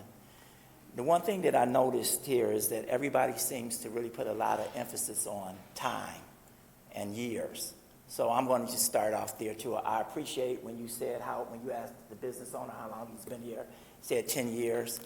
Other doc said he's been here 10, 15. I've been here 40 years. So I started Southfield 40 years at 10 Mile and Southfield Road. And when I started to look for my home on Inkster Road, we built a house. I live on Oxford, if you guys are familiar with that street. One of the main things I did when I was driving all around, I was a utility worker. I'm retired. I drove all around looking for different communities to live in. One of the main things at that time that the Planning Commission told me was that they were going to develop that area with homes, not this here. It was because our homes, if you look at them, it's pretty decent-sized homes, nice homes. And one of the main concerns, I saw that land, I say, I don't want to get swallowed up by everything. It's quiet, it's nice here, that's where I want to be. That's what I was told. Now we had this in. I'm with you. I think that's admirable what you're doing. Could you please my address mom used us? to always say, it's a time and a place for everything. That's a wonderful facility, wrong place. You need to find somewhere else to put it. It looked like you were doing a bunch of townhomes, and then you said, it looks like, if I'm mistaken, did they say another option was to do 14 individual homes? Was that what they were saying? Did you It's got it? It's a comparison of what fits on the property. Yeah, well, that was a comparison that they were telling us that they were going to do to try to put more stable homes in there and bring the neighborhood up without overcrowding it. That was during that time. So anyway, I just want to end by saying that, again, the landscape area, that's horrible right there where it's going to be. It's just, traffic's going to be heavy. That was another thing. We all that live in that area, we want the serenity, the quiet, and what Southfield looks like, the trees, the quiet area there, that is too much. I don't know why we just don't get 15, 20 homes in there, build up. We've already got some condos down the street near Evergreen, not Evergreen, but near 11 Mile and Inkster right there where those condos are. But from safety issues and just kids and transitioning in and out where you have, it looks like it's almost a rental section. We come in for a while, we leave. We come in for a while, we leave. When they decide to sell or do whatever they want to do, then we're stuck with this building, and then the neighbors that surround are going to be stuck with that. I admire it. I see the clock. I admire it. But we have so many other areas that would be perfect for. You have, obviously, the money and the time. Find another spot. Thank you. Good evening. My name is Mr. Williams. I live on Oxford Street also. You slide a little closer to the mic. Okay. I've been living in the city of Southfield, second home, for over 25 years. I also retired from UPS as a delivery person in Southfield. So I know the area very well. And when I picked my home, I picked it because of the rural quietness. Like John said, when they were building the homes, they gave us the insight of building more residential homes.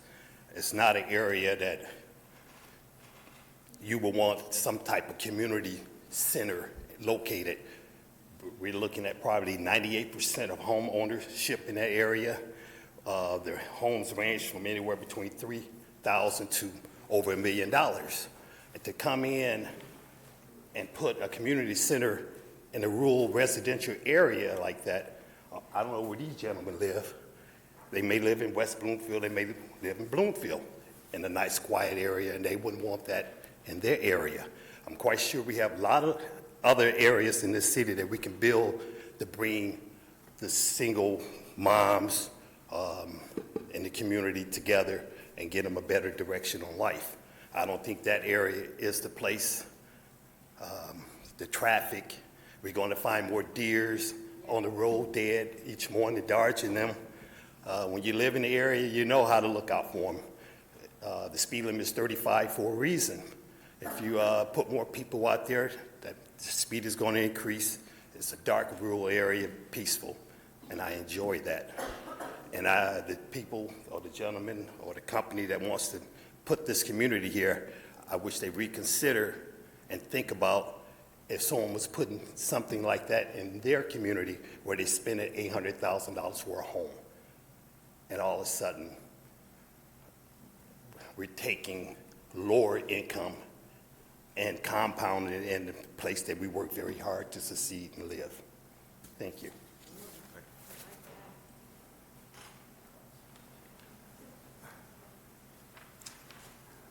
My name is Larry Vader. I appreciate the opportunity to speak with you folks. My wife and I have lived down in Ormond. It's been in our family for about 60 years. And I'm really supportive of Southfield. Give us your street address to keep it consistent. Thank you. He has hearing aids. Oh, I'm So sorry. I'm going to say 25465 Ormond Drive. Thank you. Okay, can you hear me now?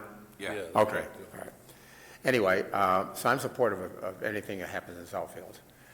At our location right now, I'm really concerned about a couple things. One is that area has been really rural for the last 30 years. The water table is so high there that, as an example, if you go to plant a plant in your backyard, there's water in that hole in the morning. On that street, there wasn't any septic or water until about 10 years ago. And the lot, we have a house on one lot and then another secondary lot. There's a third lot that's on the south side that is basically underwater pretty much for 7-8 months out of the year. So the city now is doing something there. We can see them staking things off for some sort of a drain system to kind of filter the waters. The grade from the north end of Ormond to 10 Mile is drastic. In other words, when you stand on the north end and you look south, you're looking down at about a 15-degree angle. So that whole area that they're talking about developing, I noticed in our own yard when we lost a couple of trees, I mean, our basement started to flood. So I was really, really concerned about what the plan is to get water off of that area. The lighting would be another issue, because the trees now filter a lot of the ambient light off of Inkster to the east. That's pretty much my concerns, is that, I can see that the entrance is going to come off of Inkster, that should not be any impacting. But, there are no sidewalks there. There is a newer residential area that's on just north of this proposed area, and they've done a very nice job there, and there's an entrance into the back of that. I inadvertently didn't know that was that private property and wandered in there one day with my dog. They're very protective about that. So we're kind of protective of our own area too. I'd just like to be in a position where, we're doing the right thing here, that's all. My wife had something to say. Can I wait? Yeah, you could have 3 minutes. I don't even need that much, but we're 3 seconds. Hold on. Yeah, you could have 3 minutes for yourself since you're two people. Okay. Just please tell us your name. Okay. Sorry. My name is Donna Vater, and the address is the same, Same, go. 25465. Just a very novice question. I see the detention pond. I'm looking for the other drawing that he has. So I see Could you that put the slide water, back up, Tom? Yeah. I see that the water has access for that location to collect any runoff. My obvious concern is if we get rid of all that dense vegetation and trees. It's not just trees. It is thick, heavy brush. It is low-lying. The succession is such that the water is, right now, as my husband mentioned, it's a pond. I've been taking pictures so that I could show there's a new home being built to the south of us, right next door. And I questioned, what's the plan? And they said, well, we're going to have to build up. And the homeowner already knows that. And then they're going to redo the ditch. I met with the people from Southfield. So that's the biggest thing. And then the last, I don't know what Southfield's rule is about wildlife, trees, vegetation, protection. I sit in my backyard and watch coyotes. There's a family of 17 deer, pheasants, again, 5 coyotes. I have pictures. What does Southfield plan to do to protect any area for the wildlife? I know we've got Carpenter Lake, but I see dead animals constantly trying to cross. And I just don't, I've never looked into it, but now with this plan and the house coming right next to us, it is such a small, little, quiet, slow-moving area. I can't see all this happening. That's it. Through the chair, ma'am, I'm sorry, I didn't hear your last name. My last name, V as in Victor, A, T as in Tom, E-R. Thank you. Yep. Please. Thank you for this time. My name's Lawrence Nash. I retired from code enforcement for the city of Southfield, and I can tell you Inkster Road is not the place that you would want. The traffic is horrendous. As the young lady just spoke on, any morning, raccoons, deer, people running into the ditches, because you got ditches on both sides of Inkster Road, the Farmington Hill side as well as the Southfield side. You have Robbie Gage Park, which when I asked people about that. A lot of people couldn't even tell you where Robbie Gage Park is. That area between Oxford Drive and the condos at the corner of 11 Mile and Inkster, all of that area is wide open.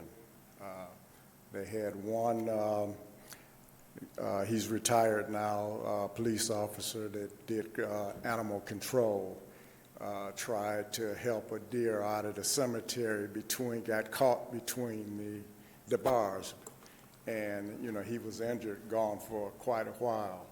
But the animals, as well as, say, prime time, early in the morning when kids get their school bus, and in the evening, especially when they used to have the Blue Cross traffic, you know, going east and west, that is not an area for, then you're talking about more parents coming to pick up children from that particular area. I just don't, I don't agree with that. You know. Anybody have any questions they want to ask me? No, it's just for you to speak.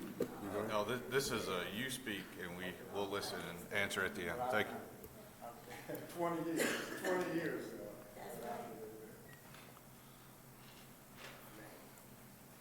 Just give us your name and address. Good evening. My name is James Jeffrey. I live at 26000 Ravine Street. I'm basically a short distance east of the proposed development, and I'm against the proposal as is. I believe that the Planning Commission has stated that they are looking to keep RE districts, residential areas, as single-family homes. This is not a single-family home. Even if you put in 14 homes, there would be 14 individual homes versus this community center. I'm having a little hard time hearing you. Okay, I'm sorry. I could hear the beginning, but not now. Yeah, just you can move the mic. Okay. And I currently have 4 acres in my house, and my neighbor has 10 acres. If you approve this development, what's this, to stop other people with large lots? Because a lot of the homes in that area have very large lots. To the south of that development, there's a horse farm that has a large property. Are we going to be faced with proposals of building on all those different places as well? That's it. Thank you.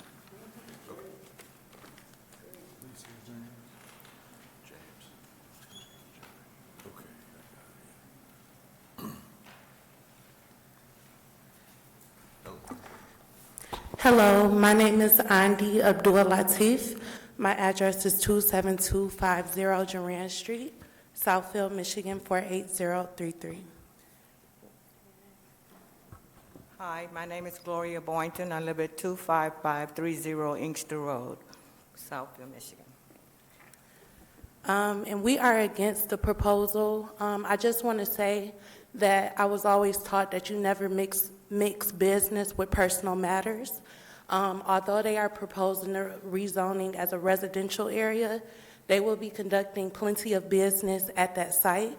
As they said, they will have 24/7 surveillance and staff on board. I saw offices. They'll have case management. Plenty of great resources for pregnant homeless moms, but there's a time and place for everything. I personally live on Duran Street. I'm raising my family there, and I do not want business conducted right behind me. I love where I stay. I chose where I stay because it's private. It's private, it's intimate, and we don't have any safety concerns. We do have a letter that we wanted to propose to you guys. Gloria and I made it, and it says, when I say I'm speaking about we. And I am writing to formally express my opposition to the proposed rezoning approval for the commercial mother's home within our residential neighborhood. While I recognize and respect the importance of providing supportive housing services, I believe that placing a commercial operation of this nature within a designated residential zone is incompatible with the character and intent of our community. Our neighborhood has been established as a quiet, family-oriented residential area. Introducing a commercial facility would fundamentally alter that character. Residents chose this area with the expectation of stability, low density, and limited external traffic. A commercial mother's home by its nature would bring increased activity levels, staff presence, service providers, and visitors, all of which are inconsistent with the current zoning framework. One of my primary concerns is the potential impact on property values. Residential property values are closely tied to neighborhood consistency and land use expectations. The introduction of a commercial entity in a residential zone can create uncertainty among prospective buyers, which may lead to decreased demand and diminished home values for existing residents. Additionally, traffic and parking present serious concerns. Increased traffic flow, service vehicles, and visitor parking could strain existing infrastructure, create congestion, and pose safety risks, particularly for children and pedestrians. There are also broader concerns regarding precedent. Approving this request could open the door for further commercial encroachment into residential zones, gradually eroding the integrity of the neighborhood and undermining establishing zoning protections. I respectfully urge the board to carefully consider the long-term implications of this proposal and to uphold the existing zoning designation. Alternative locations that are properly zoned for commercial or mixed-use purposes would be more appropriate and would better serve both the program's goals and the surrounding community. Thank you. Thank you. And we gave you your 6 minutes because you were two people, or headed towards your 6 minutes. Did you have anything else to add? Oh, well, I spoke before. My name is Gloria Boynton. I Yeah. live at 25530 Inkster. I'm sorry. Okay. 25530 Inkster Road. I guess I was giving her part of your time, but if you have something, Oh, please. that's okay. Please go ahead.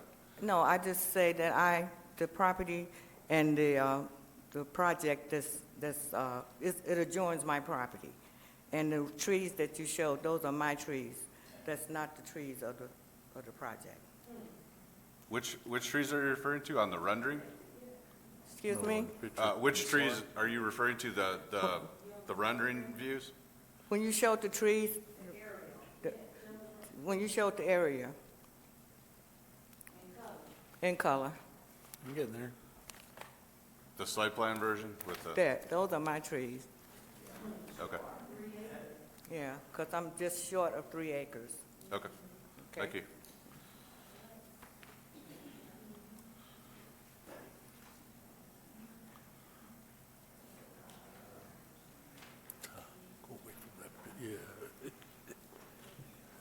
My name is William Johnson. I live at 25530 Inkster Road. What they're planning is excellent. For unwed mothers or whatever, okay, it's excellent. But the site, I don't think is right. Right down the street, I know it's Clemson Hills. It was a perfect site. Inkster Road is 12 miles. It used to be an old woman's girls' home. But for them to go next door to me and do this, it's going to render the value of property. Me, myself, I like seeing the deer. I like seeing the coyotes. That's their home. We're going to destroy it. When they move, what's going to come? Okay? The traffic on Inkster Road, like the gentleman said, is going to be horrendous. What about security? Those kids, those women, they're not going to stay in there 7 days a week, 24 hours a day. They want to go walk up and down Inkster Road. They don't want to stay on that property like they're in prison. I know I wouldn't. I know they have restrictions and you have rules and regulations, but Inkster Road is a 2-lane highway, and down the street is 10 miles. There's a light right there. Congestion is going to start building up. Once that light changes, it's going to build up all the way down. I like their plans, but not the site, not next door to me. I put too much effort and time into our property to make it look good, okay? And then they gonna come and build this, appreciate my property, And then what? You know? So I wish they find somewhere else to build this. It's a good plan, but not there. Thank you. Go ahead. My name is Jolene Nagayama. I live at 25500 Ormond Drive in Southfield, of course. I have more of a question of how this facility would be lit, because one of the key beautiful things about where we live is that at night it's dark. And I don't know how we would balance safety of a parking lot without flooding the neighbors with really unwelcome light. I think usually the light would be on 24/7, or at least all night, not during the day. But so that's just my question to the developers is how would the lighting be handled, and how would we know that it's not going to affect the neighborhood negatively? Okay. We'll ask the developers.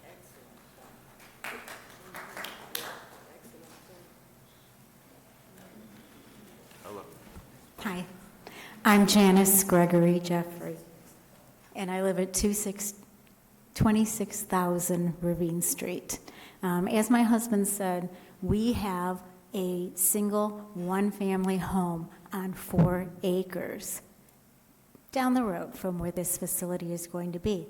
And I'm looking at those pictures, and yeah, that looks lovely if it were in the city. But if you know what that road looks like right now, and you know what all of our homes and our properties look like, nothing like that. We don't have big, wide cement sidewalks. We don't have sidewalks at all. We don't have fences. We don't have lights.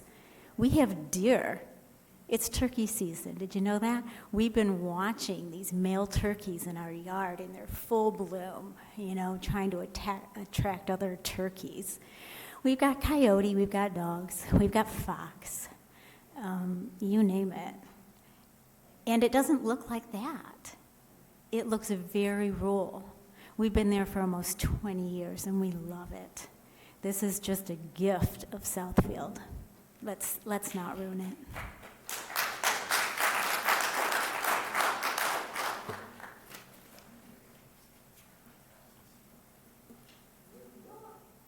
Hello, everyone. My name is Lula Savage. This is my husband. Jeffrey Savage.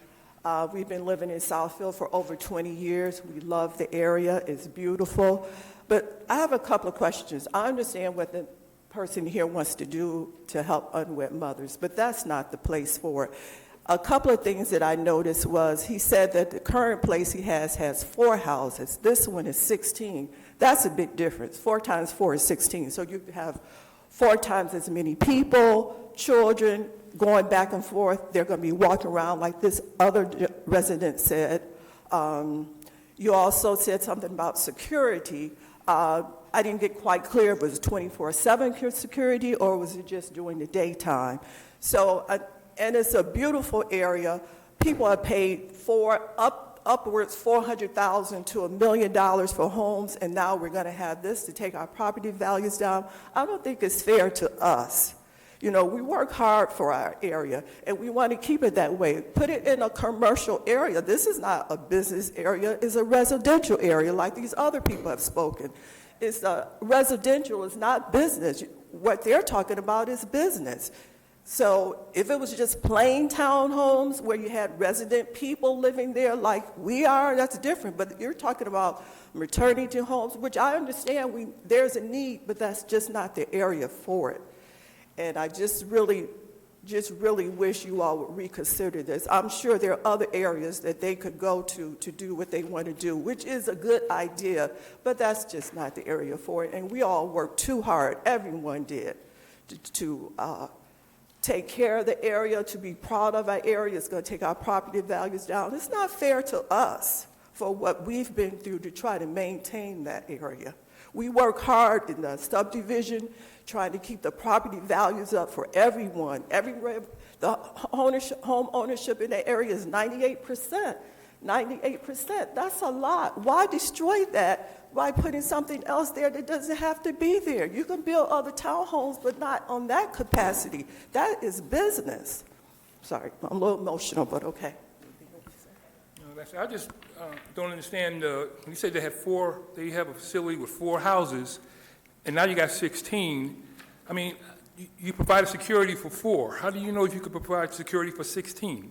And you got more people now. It's a big difference. And I mean, not just security for them, but security for us, because I'm sure these people are going to have visitors coming in and out of there to visit the mothers and the children. And, you know, we don't know who these people are going to be coming in and out. So I'm thinking about security for everybody, for them as well as for us that live in the community. That's all I have to say. Thank you. Thank you. Thank you.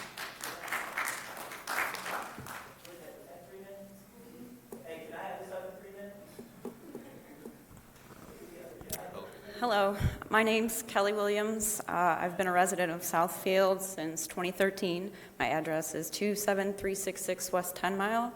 My property would end at this property line here. I agree with almost every single comment that has been made so far. The safety issue, it's a big issue. There's no sidewalks, it's dark. It's not a good place to be, having, kids and things of that nature, in my opinion. I am very much worried about the displacement of the wildlife. The city of Southfield and Farmington Hills right next to it has a very huge deer population, and they're being, taken care of, I guess, so to speak, at large amounts. So having to ruin one whole place, 7.5 acres that they can go and every other wildlife can go right now, it's kind of a bad thing for our community, I feel. And I was also kind of concerned, so this was a RUDD rezoning, and based on what I've looked at, it seems like there's several different surveys and things that should be conducted, the traffic safety and infrastructure, the wildlife displacement and environmental, all these things. I'm assuming all these studies have been conducted and are being considered for the site.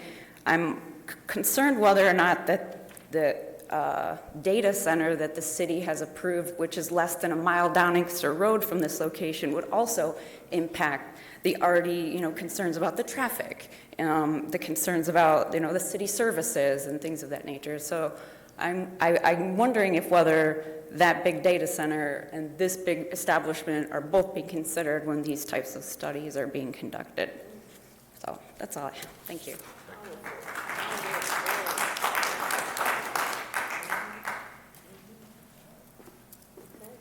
Good evening. Address 26974 North Monroe Drive. My concern is safety. What's your name, please? Gerald Nelson. Thank you. Former owner and operator of an adult foster care home, and I know dealing with that, I had to deal with a lot of runaways.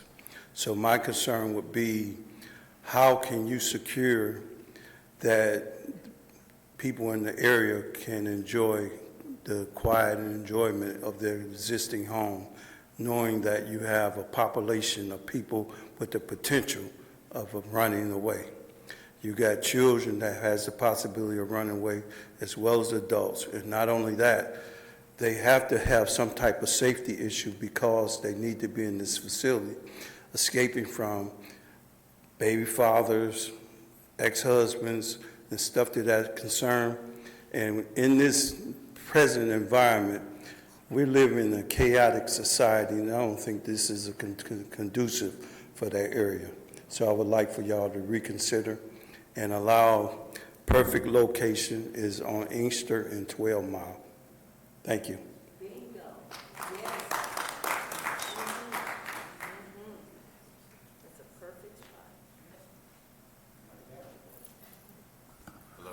Hi there, I'm Stanley Nagayama. Address is 25500 Ormond Drive. So comparing this to the diagram where you had a whole bunch of houses there, and so if you did that, which it is zoned for, you still have the issues of taking up wildlife, habitat, et cetera, so I won't need to go into that. My concern is, as was mentioned, the lighting. With this facility and the lighting, so my house looks towards that property. Across from our street, is the Vaders, and this is right behind their house. So as I look out my house, I'm envisioning, this bank of trees with this massive glow of light behind it.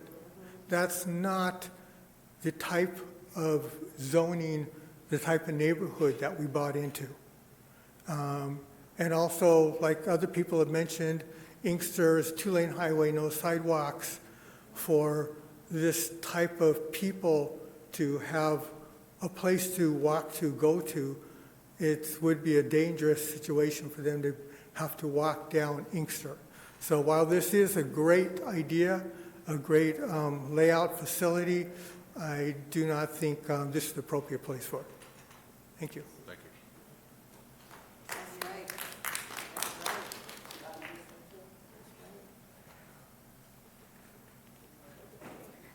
Good evening. I'm Sharon Washington, and I live at 25550 Inkster Road. And I just want to reiterate that I have some of the same concerns that were mentioned by my neighbors about the traffic and the safety. And I just wanted to mention when I moved into the area in 2012, I mainly liked the area because it reminded me of where I grew up in Arkansas. It had a country feeling, so that's why I chose the neighborhood mainly. But I just want to reiterate my concerns and that I'm in agreement with my neighbors about, that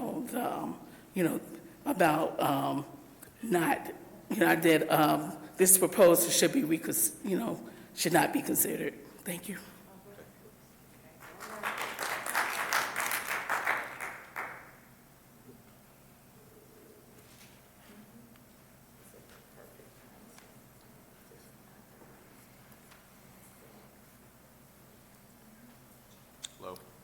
Good evening. My name is Judith Caldwell. My address is 25493 Ormond Drive. I just would like to say, while I'm in favor of having some kind of facility like this for homeless and pregnant women and children, this is not the area for this, as my neighbors have all stated. I would live right behind where one of those residential units is going to be built, and I'm concerned about safety issues. This whole facility is for pregnant and homeless women and children. My issue is, a lot of times, and I'm an attorney, okay, so I have dealt with homeless pregnant women for all of my legal career. A lot of times when you have women that are homeless with families and they're pregnant or they're not pregnant, they're homeless families, there are issues underlying the reasons for the homelessness of drug abuse, alcohol abuse, domestic violence. Those kinds of things in this neighborhood poses all of us who already live there at risk of whatever these women and their families are bringing into our neighborhood, okay? There's no security for us, and I haven't heard anything saying that, there's going to be a police presence or a 24-hour security presence on the property to screen visitors that come in and out. There is no fence around the property to maintain what's there, so it doesn't spill out into our neighborhoods. We don't have fences around our properties, okay? So if anybody decides they're going to go out of the premises of this project into my backyard, there's nothing to stop them. They could walk right through the little bit of woods that's going to be left and come right into my property, and I really don't want that. So this is not the place for it. Thank you.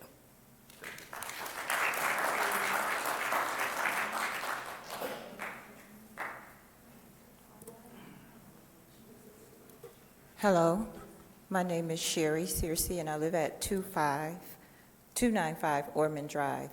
And I really just want to stand in solidarity with my neighbors. I don't agree with this. It's not the place for it.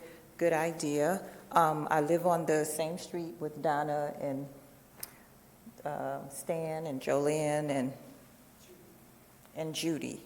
And Donna's house will be directly facing that way, and I'm one house or one lot down from her, and they're going to be building another house soon, and I don't agree with taking those trees down.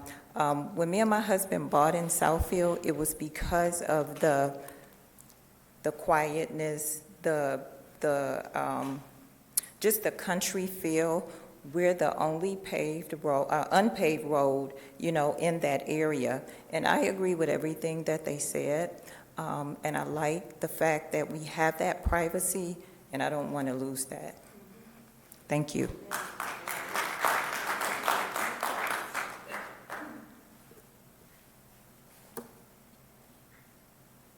Couple more, okay.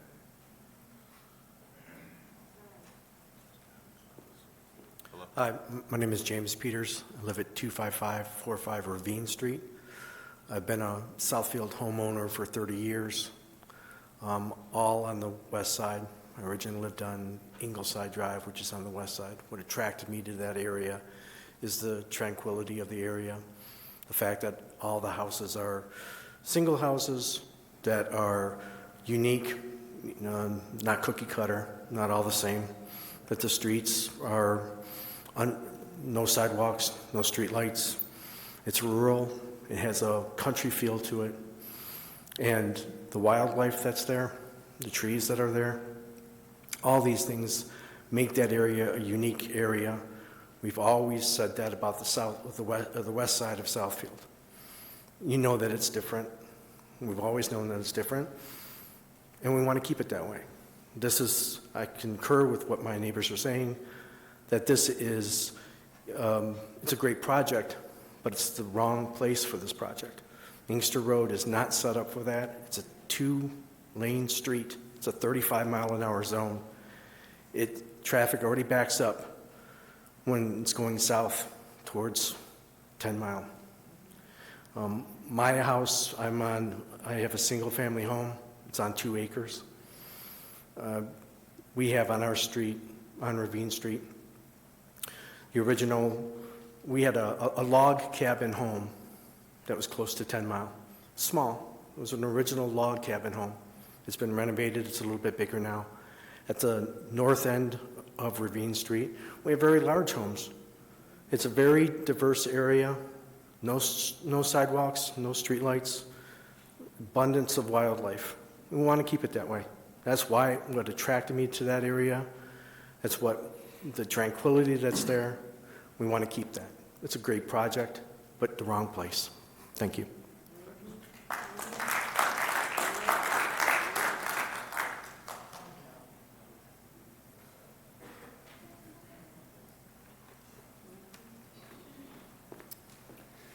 Good evening. My name is John Shelton, 25700 Farmbrook Road, Southfield, Michigan. I've lived in Southfield since 2008. You might recognize the name of my street is directly across the street from the current facility of Mary's Mantle. I've heard a lot of concerns today, and honestly, they sound familiar because when they first moved directly across the street from me, they were concerns that I can't say didn't come up in my own mind. I knew the previous homeowner. I'd been through the whole transition. I was really good friends with him. And when they moved in, like I said, the concerns were there. And I have to say the concerns could not be more unfounded. I hear people saying, this is a great idea, just not in my backyard. Well, they are literally in my backyard. That beautiful picture of the house is what I see every time I leave. They have been the best neighbors. People are concerned about, quietness. They are the quietest neighbors on the street, I guarantee you. The wildlife is all there. I have volunteered with the program, various capacities, and they are amazingly professional people that have good rules, good control. They know how to work with people to maintain order, to maintain a good program, and I cannot recommend them enough. Now, I'm conflicted coming up here because them moving to this facility means that they are moving out of my neighborhood, and that makes me sad. Because they could not be better neighbors, and I love working with them. But I also realize that there's a limitation to the house that they're currently in, and they're doing amazing work. And they need a bigger facility to expand the work that they're doing. And I think that the proposal is a fantastic proposal. To maintain the tree perimeter, to maintain the privacy for all the neighbors, to maintain all of that, and just all the concerns of what it would mean to have them in your backyard. They're in my backyard, and none of those things happen. And feel free, anyone, to come up and talk to me, or go and sit on Farmbrook Road. If you drive down Farmbrook Road right now, you could not tell which house was theirs.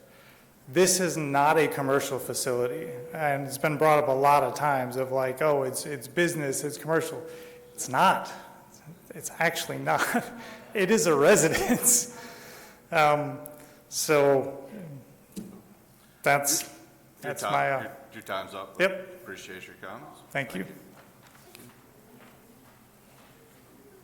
Hello, my name is Shauna Watson. My address is 26230 Inkster Road.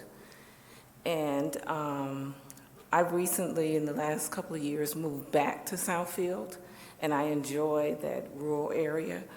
The problem I'm having is he's talking about four, and now we're having 16. I don't think you can compare.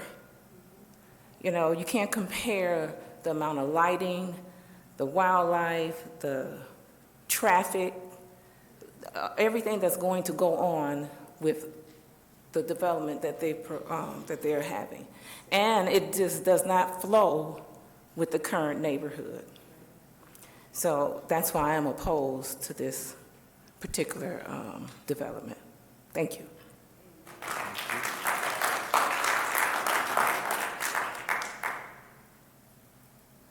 Any additional public comment? Seeing none, close the public hearing. No further, I should say. Through the chair, Senator. I'll try to summarize the questions and ask the petitioner to come up and address some of the concerns that were brought up tonight. And if I've missed anything, you can add afterwards. So, safety and security, it was brought up often. Would you mind addressing those two issues first, please? Sure, I would love to. So again, I think it's important that in 15 years we've had exactly 0 incidences, number one. These women are not necessarily homeless. They're in a situation in their life, and it can come from my neighborhood, your neighborhood, everywhere, and they have no place to turn. So these aren't all homeless women as we think of homeless women. There are background checks for every one of the residents. It is a drug and alcohol-free environment with required drug testing for our residents. There are enforced curfews, 9 p.m. on weekdays, 10 p.m. on weekends. There's structured and limited visitation policies, and there is no men or fathers allowed on site at all. So those are a couple big things that, with regard to security. There's a number of concerns about traffic. Sure. So, I mean, we can look at traffic engineer for single family versus multiple family, but maybe you can speak to the mothers. Do they typically have their own vehicles? How many full-time employees are going to have on site? Sure. We normally have 1 or 2 of our own vehicles, and a lot of times we're transporting moms to and from work and school. I think if you just look at the math, and if we built 14 single-family homes, and you figure 4 to 5 people in each one of those homes, that puts about 70 to 75 people living in that 7.5 acres. At most, we would have 8 moms, plus maybe one mom in each of the 16 homes with one child. So that puts us at about 40, which is roughly about half of the utilization or traffic or et cetera that would be used for that property for egress, et cetera.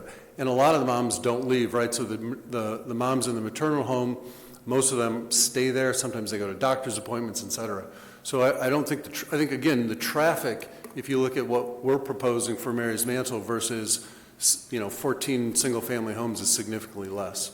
Well, if I could, just to clarify, you have 8 moms in the Maternal house, yep. and then 16. Do each of them typically have their own vehicle? They do not. Okay. And then how many what's the maximum full-time staff that you would have on at any one time? Probably 6 to 8 at most. 6 to 8. And so typically, a single family would generate 9.55 trips per day. Multiple families like 5.87. So there's just in traditional multifamily, there's fewer trips per day than in single family. And if you're saying that not all moms will have their own vehicle. Correct.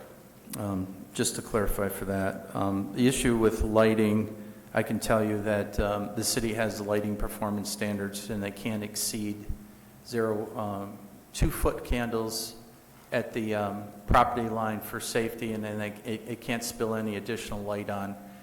The RUDD, I believe, Tom, requires a 50-foot buffer around the exterior. It's a fairly large perimeter. I don't have the number on the top of my head. Right, I believe the perimeter cap is half a foot candle, actually, for residential. So you're going to try to preserve as many trees as possible, Yeah. but the city would not allow light spillage off the site than what there was. The light Can fixtures I have just to like be to address downward- that? Sorry, Thomas. Sorry. The light fixtures have to be downward facing and shielded. Right. Right. So all the porch lights would be down and shielded. Listen, I agree. It should be a rural look to it. There's going to be 50 feet of trees around the entire property. And when people drive by, there's one driveway. So it won't look much different than it does now. And you just won't see it. And there won't be any light spillage because there'll just be porch lights. And again, those porch lights will be pointed down. Yeah, the city does have a woodlands and wetlands ordinance, so any trees of a certain size or caliber and species would have to be replaced either on the site, or funds would have to be deposited into a tree trust fund. So a tree survey would be required for any areas on the site that gets impacted by this development. Light pollution was brought up a number of times. I guess Can we clarify, do they know the height of their light fixtures? Is there a more residential option for lighting than our city standard for safety? Like, could we go less safe on lighting so that the neighbors wouldn't see as many lights, or is less safe on lighting a bad thing? Well, we have for safety purposes, it's 2-foot candles. That's the area that's similar to a full moon.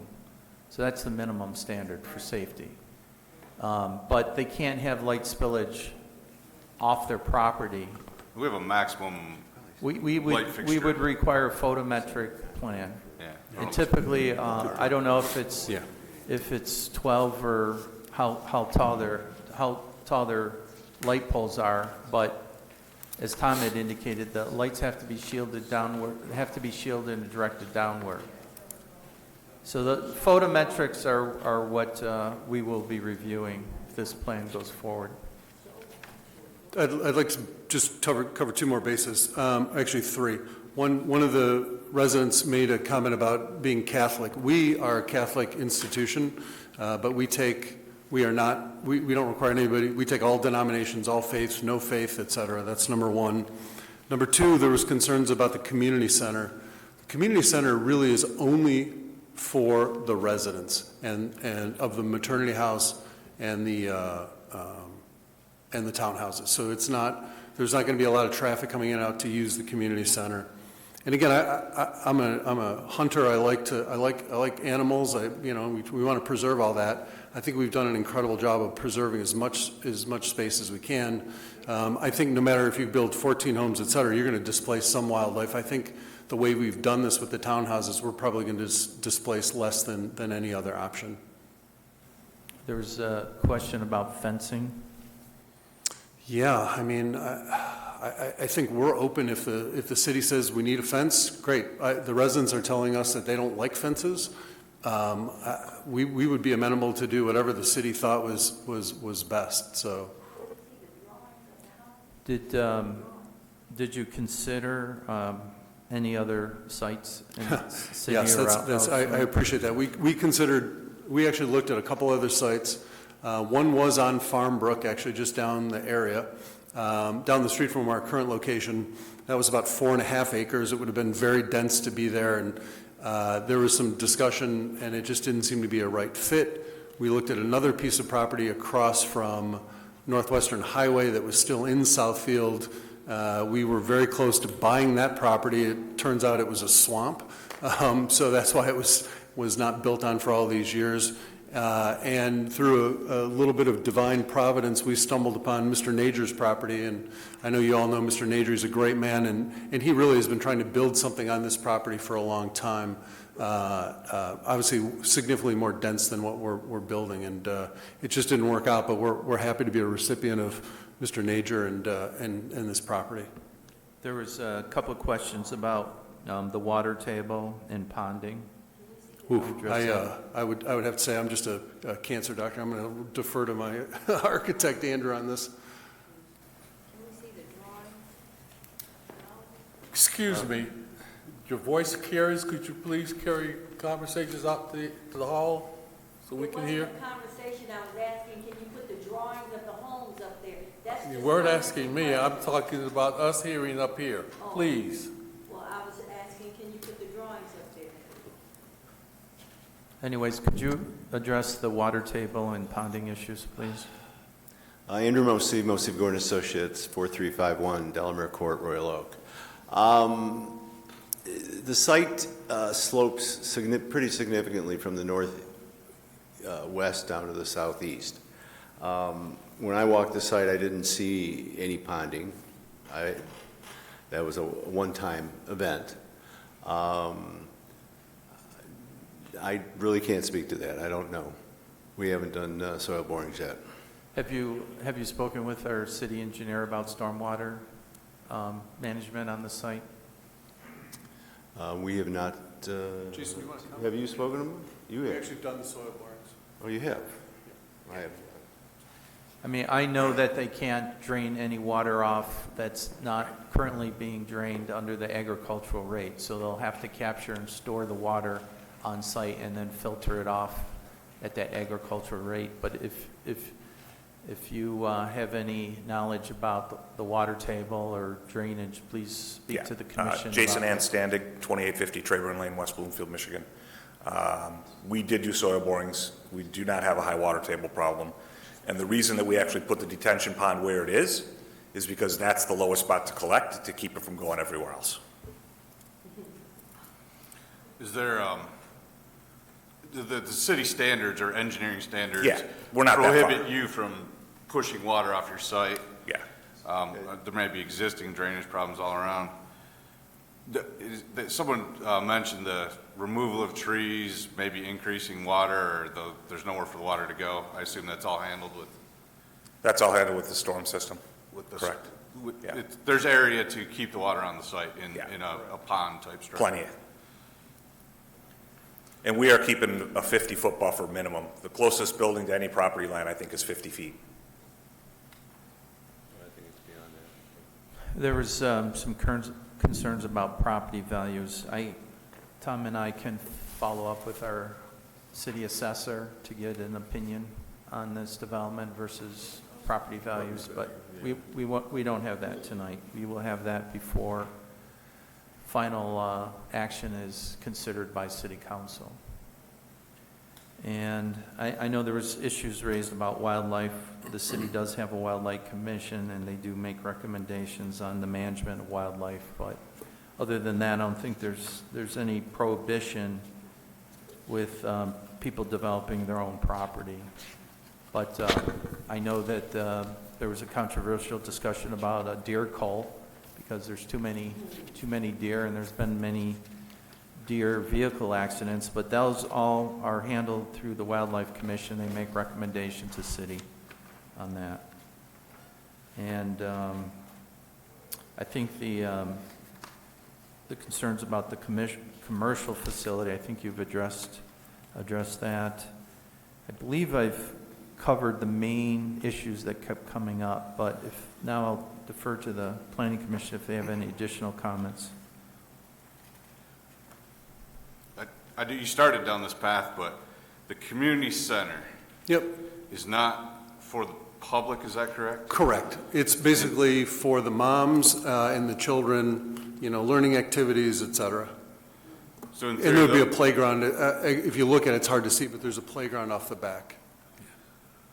how large is the community center, square feet? And then is that essentially you already live there, and you walk across the parking lot, and now you're at the daycare, and now you're hanging out with other moms? Yep. So it's not tripling and doubling the amount of people? No, not at all. It's just reallocating. We're just serving the residents right now. And again, one of the issues with this is in trying to change women's lives, they've got to have someone to watch their children. So that's really what the community center is the main job of that community center will be.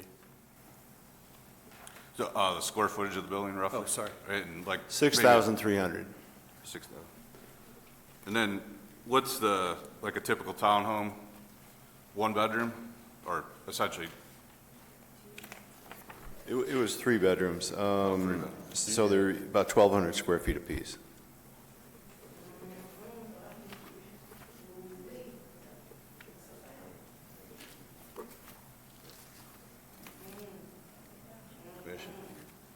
Anybody else?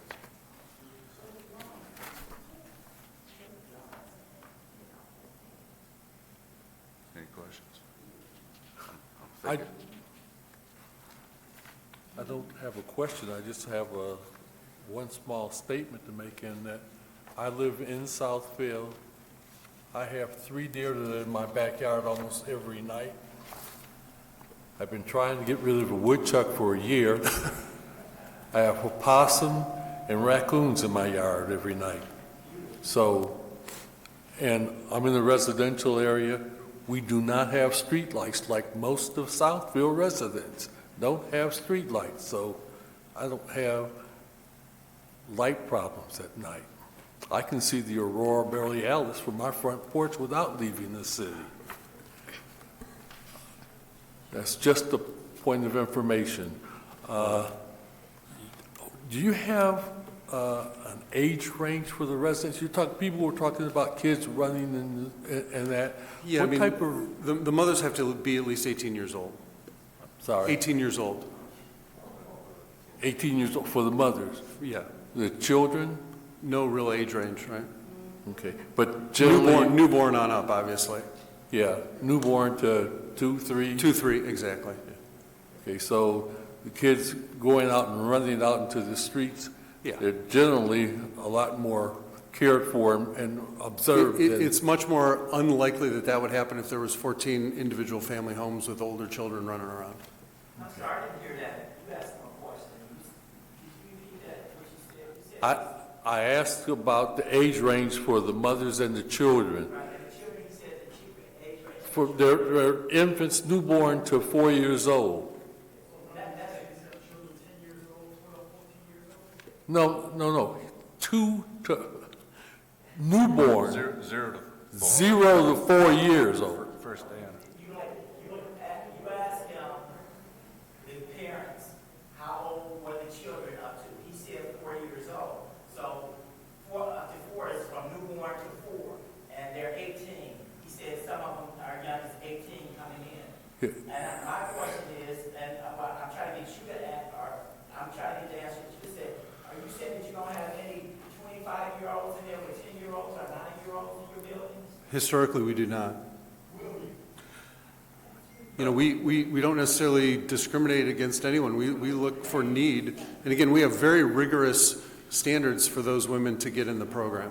Maybe a clearer way to say this is, can you bring your other children with you as you're having a baby at this house? Yes, we've had that happen, and historically those children are very young. From So it's typically a mother who's 18 to, I don't know if there's an upper end, 50 years old? Probably or- 30 is our oldest that we've had. Okay. And, Through the chair, we can't have this back and forth. right, I know. I guess I'm trying to ask the question from, Yes. for our own knowledge. So typically, or maybe, typically, is it one child, one mother? Yes, that is the Is typical. it very often more children? No, And how old? historically, I would say more than 50 to 75% of the times, it's one mother and one child. There have been other children, there have been other times when the mother's had another young child with her, and again, we've been able to accommodate them. And hypothetically, if a 6-year-old runs over to the neighbor's house and does property damage, I assume everybody has to find a different place to live. Well, yeah, I mean, They're not that's welcome back. just like being good neighbors, right? I mean, as the gentleman said, we've been with them for 15 years and we're great neighbors, so. And we've had 0 police instances in 15 years. Good.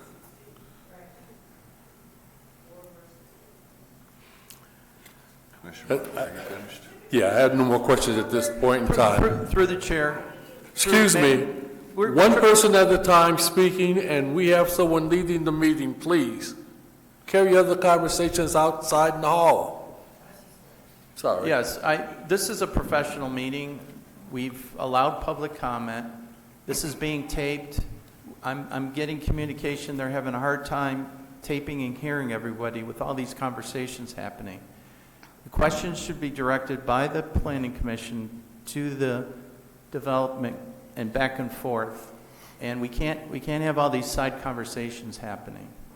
And if there's questions that need to be followed up on, this item will come back next month.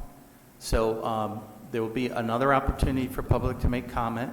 They can submit questions to the planning staff, and we will vet those prior to it coming back to council. But we can't have 3-4 different conversations happening at the same time. I just ask everyone to respect that and let the commission conduct their questions so that we can get some answers and some follow-up. Thank you. Yeah, I have a question. First of all, I would like to say that we, the commissioners, hear your voices. We hear you. And I'm sure that our decision will be based on that. And my question to you, one of the questions that I have is, how long do the person that was pregnant, that had the child, how long do they stay there? Yeah, it would be our goal that within probably 18 months to 2 years, if we've done our job with proper education, job placement, all the things that a woman might require, that we would estimate roughly 18 months to 2 years in the townhouse. And you said that they would come with just one other child with them. Well, it may be their only child that they just delivered. Historically, that's what would happen. Yes, ma'am. Well, I have a lot of concerns about this as well, I really do. So I'm just going to pass for now. Thank you. Mm-hmm. Commissioner Yonda? Commissioner Martin? No further questions at this Great. time. Thank you so much. Appreciate it. Thank you. Thank you. We have a recommendation from the planning department. Yes, Mr. Chairman, the planning department is recommending favorable recommendation of PZR UD 26-001 to rezone the 7.52 acre vacant parcel along the east side of Inkster Road between 10 Mile and Jordan Street. Parcel 2419-35104 to RUDD residential unit development for the following reasons with the following conditions. Southfield Comprehensive Master Plan designates the parcel for low-density single-family, which calls for single-family homes on lots 20,000 square foot or larger, permits complementary and small-scale institutional uses. The proposed use would be considered a small-scale institutional use. The site could be developed via subdivision or condominium for up to 14 residential lots. The proposed development includes 16 townhouses, a maternity house, and a community center building. The development clustered toward the center of the site to provide larger perimeter setbacks and preserve a substantial portion of the perimeter wooded area on the eastern half of the site. The proposed rezoning is consistent with the provisions of the Residential Unit Development District regulations. The proposed rezoning will not have adverse effects upon any adjoining zoning districts or land uses. Conditions. The buildings and site improvements are to be developed consistent with the site plan set prepared by MGA Architects Designers, revision dated April 15, 2026. Approval of this RUDD shall be considered approval of the site plan. The petitioner is to work with the planning department and the city attorney to finalize the Residential Unit Development District Development Agreement. The Residential Unit Development District Development Agreement must be executed and recorded within 6 months of the rezoning being enacted and published. All right, that is the recommendation from the Planning Department. Planning Commission is a recommending body on this particular item. So you get a chance to talk to City Council after this. They will have the final decision whether we say yes or no. And that meeting's scheduled for May 18th. May 18th? For the next public hearing, yes. Okay. So, Planning Commission are looking for a motion for this particular item. This is PZRRUDD 26-0001. To the chair, motion to approve the formal recommendation of the planning department for PZRRUDD 26-0001. Do we have any support? So if I could, you could support the motion and vote against it. Just we need a support to bring it to a vote. So even if you seconded this motion, that doesn't mean you're supporting. You're just supporting the motion to be brought for a vote. So we got a favorable recommendation by Commissioner Martin, supported by Commissioner Goodwin-Dye. All in favor of this particular proposal, PZR RUDD 26-0001. All in favor? Aye. Aye.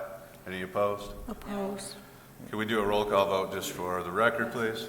Yes, sir. Councilwoman Bernuti? Opposed. Councilwoman Goodwin-Dye? Opposed. Councilman Griffiths? Support.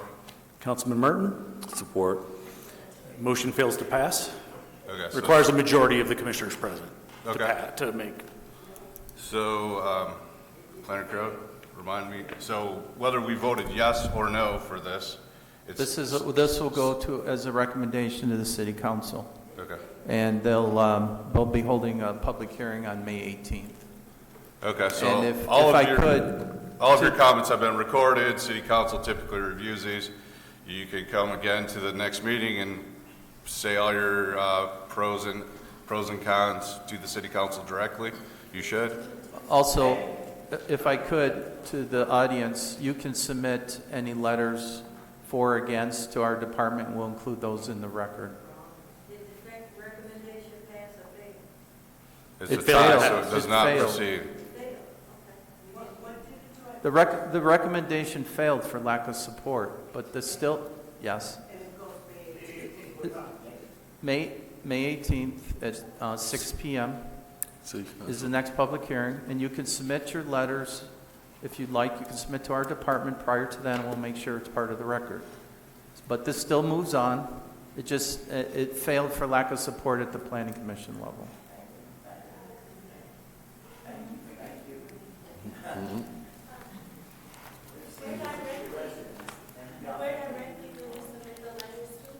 You can submit it to the Planning Department. Okay, we've sent previous letters to the mayor and to the city council members. Well, you can do that too, but we'll collect the letters and we'll make sure it's included in the packet. Should we gather signatures from people in the community? You can do that too. You can. Is that adequate, or you want addresses too? Well, you can talk with the clerk's department on what they require for petitions.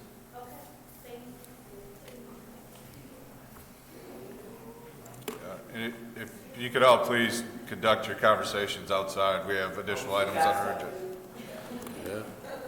Thank you. Thank you. Thank you for listening to the residents. I Next, we have a zoning text amendment, PTZA 26-0002. Yep, this is a zoning text amendment that ties to a general code amendment that has already passed.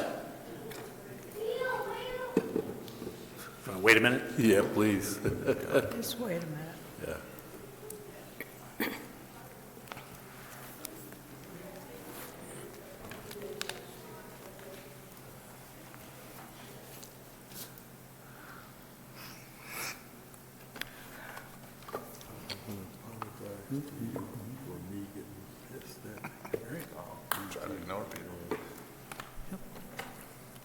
Ready to proceed?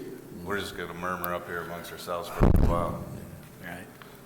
Except the microphone might work now. I don't know.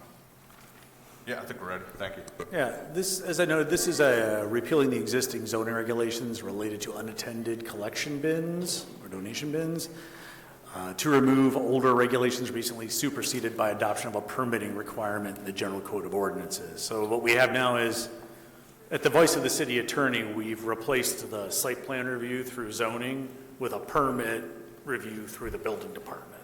The new ordinances for the building department permit have been adopted and are effective now. That process is in place.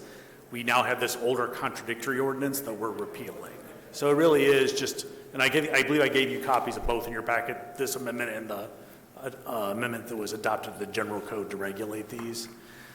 This is, I understand it from the city attorney, that was a question of a First Amendment free speech with how we regulated these and didn't be overly burdensome on them.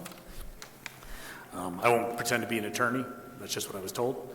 Background, as I noted, the zoning ordinance currently allows for unattended collection bins in the RS Regional Shopping B3 business, general business, and the I-1 industrial districts.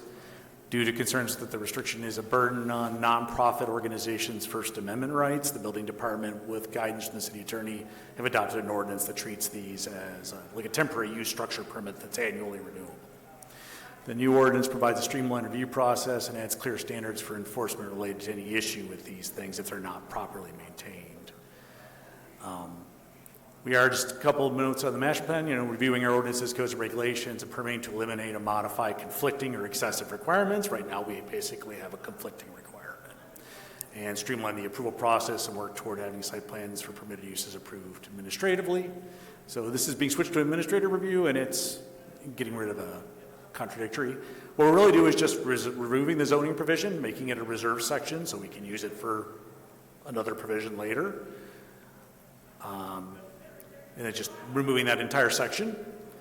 And that is really the extent of what we're doing with the zoning ordinance amendment, is we're just removing this provision because it's already been replaced in the general code by a permitting requirement. So fairly straightforward, what I would call a corrective ordinance amendment. It doesn't really change policy. It just, this is part two of moving the requirement into the general code. We do have to have a public hearing on this because it is a zoning text amendment. This is a public hearing. Open up the public hearing at this time on PTZA 26-0002. Please give us your name and address for the record, and you have 3 minutes. Okay, this is the clock right here. I'm just dusting it off. PG, P.O. Box 155, Southfield, Michigan, 48037-0155. Look at how messy, with the graffiti, the different boxes put together, and how nasty this makes our community look. You don't see these boxes in Kego Harbor, Sylvan Lake, West Bloomfield, Bloomfield Hills, Oxford, and some of these other affluent areas with these million-dollar homes. Now, I remember during the time that gas station owners had these ice machines out, good for power outages to keep these families and their refrigerator going. City planner said that once you put the ice machine there, if it wasn't on the original drawing, that it required a whole new site plan. Now, how is it, and who gives permission to these companies to come and drop these boxes off?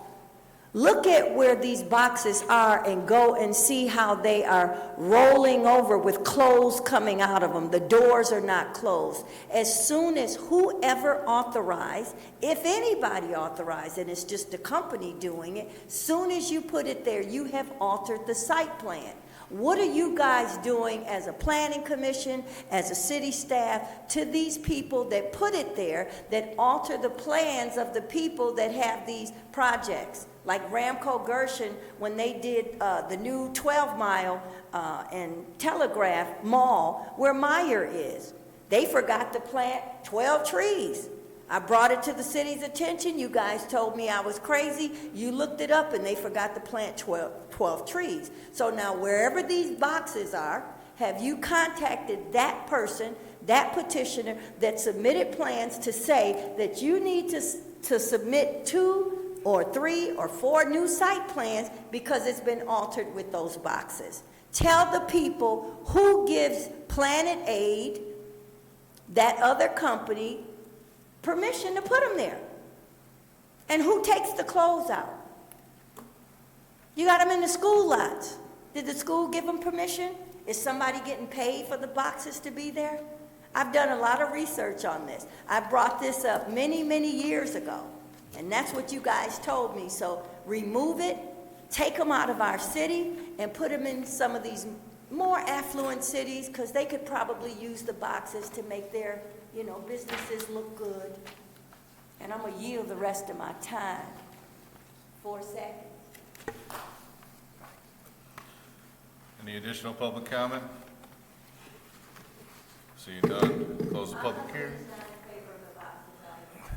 Through the chair. Planner Crowd, all good questions. I'm sure you have the answers to. Yes, so this is being removed from the zoning ordinance.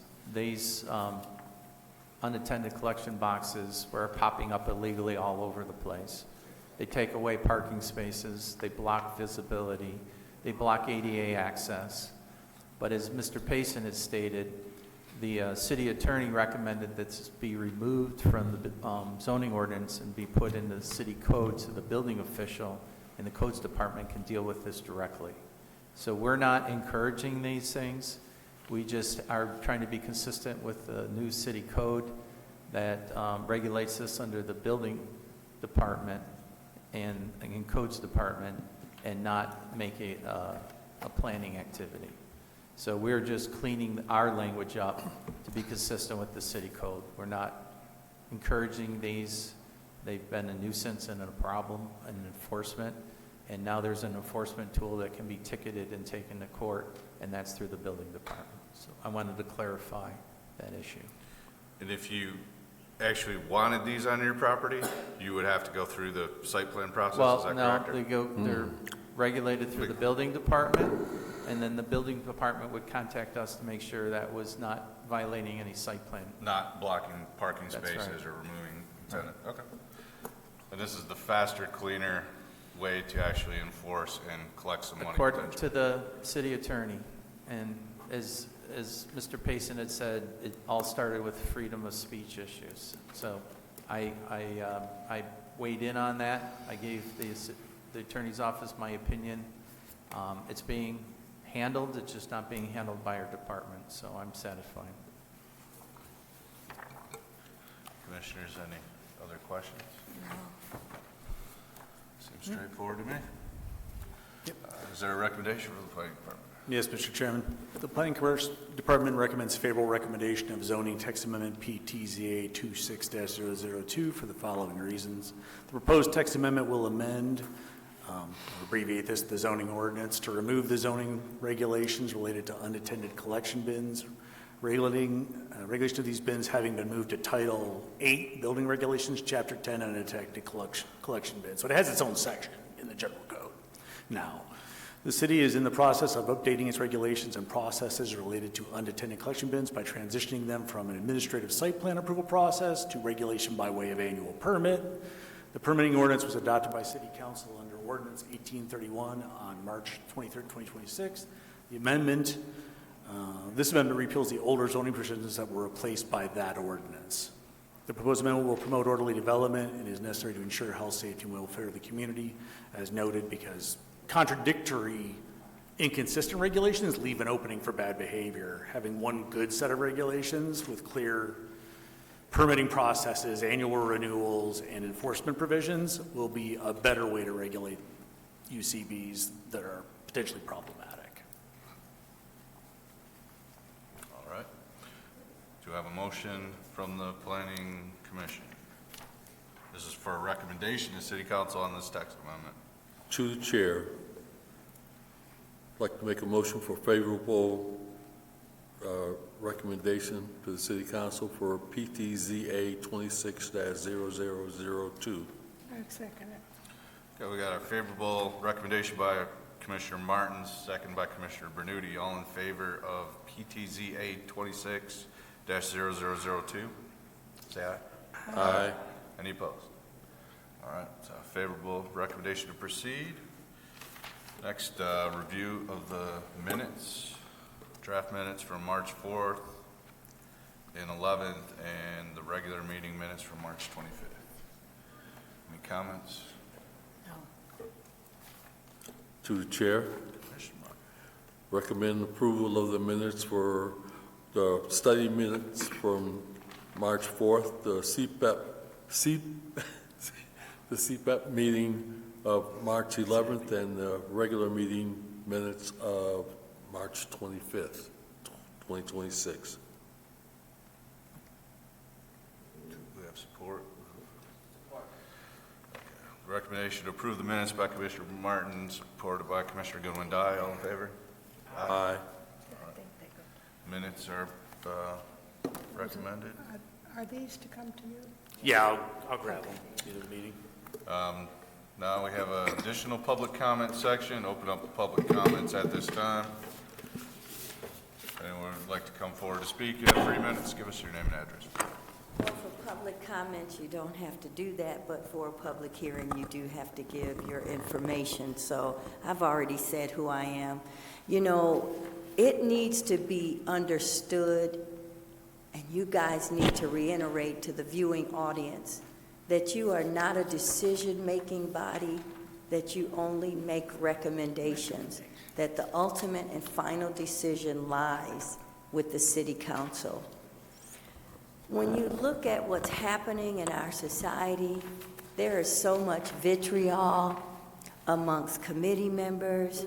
There's so much vitriol between the committee members and the public. Always remember in a municipality that the citizens or the taxpayers are at the top of the organizational chart. Your position on this particular committee does not make you the top of the organizational chart. You don't get paid. Council gets paid, but they get paid by the people, so they work for the people. In essence, you guys work for the people, but just as a volunteer. When you're giving these different codes for these different item numbers, agenda item numbers, you should say what RE is, because a person watching for the first time, trying to learn what's going on in their city, may not understand. Just like a lot of you when you got up there. I remember, Jeremy, when you got up there. You understood a few things because you did the house down the street off of Evergreen that we went to see, but you didn't know everything. Mr. Martin didn't know everything, and you two ladies didn't know everything. You got appointed to the council, you got appointed to the commission, you learned from coming to the meetings and asking questions. The audience needs that same introduction to what it is that you do. So just keep that in mind. We can't hear you guys out here when you're talking because it sounds like this when you're talking from the microphone and when you're talking really fast. So I'm sure whatever I'm saying right now is probably not going to come out on the video because you're not speaking into the mic. And when you guys are up there talking, mainly the two gentlemen, we can hear you out here better than we can hear Mr. Tom Payson. We can hear Terry Crow because he speaks into the microphone sometimes. But you cannot make it appear as if what you want is personal because you think it's good business, as opposed to whether or not this project, as one of the residents said, matches the character of the neighborhood. Think of Robert Gibbs and what he said. You don't have to approve it if it doesn't match the character. My time is up. Thank you. Thank you. Any additional public comment? Seeing none, close the public comments. Council items update. Just a couple of items. The capital improvement plan was approved and received by council earlier in the month, since our last meeting. And the 2777 Franklin landscape contracting of rezone and special land use was also approved. We are filing up the administrative site plan review on that. Then it needs to be enacted and published. There's a little bit of cleanup still on that one to go. But the council did act on the conditional rezoning and the special land use approval. The ODD amendment for Northland, on Monday, the sports dome portion of that was approved, and the timeline phasing portion of it was postponed to the 18th. So they're going to be discussing the timeline phasing issue on the 18th, but they decided to split it because the timeline needed some additional work, but the sports dome and the affiliated changes to the condominium master deed and the master development plan were approved. So that's the update. If I could just add, though, the sports dome approval came with a number of conditions of that the developer has to meet before it comes back for final site plan approval by the council. So it was like the amendment to allow sports domes was approved, but the site plan for the sports dome has conditions that are related to the performance by the developer and meeting certain site conditions. And then the phasing plan was delayed to give the developer more time to comply with some of his outstanding issues that the council was concerned with. Yeah.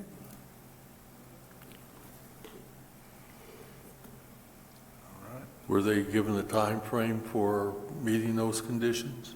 Well, by May 18th, before they act on the phasing plan, they have to substantially meet those conditions, and then whenever the site plan for the sports dome comes back, which will likely be 60 or 90 days later, there's still some conditions, and everything's tied with the brownfield plan and the development agreement. So there's a number of layers of protection for the council and the city should they not comply with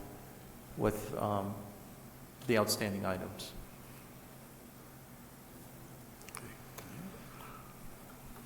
Was there a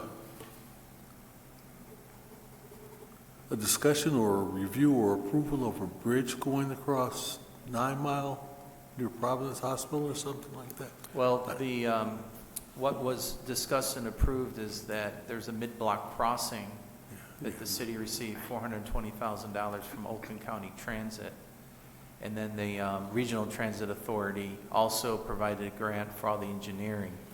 So that was awarded and presented to the council a Monday ago.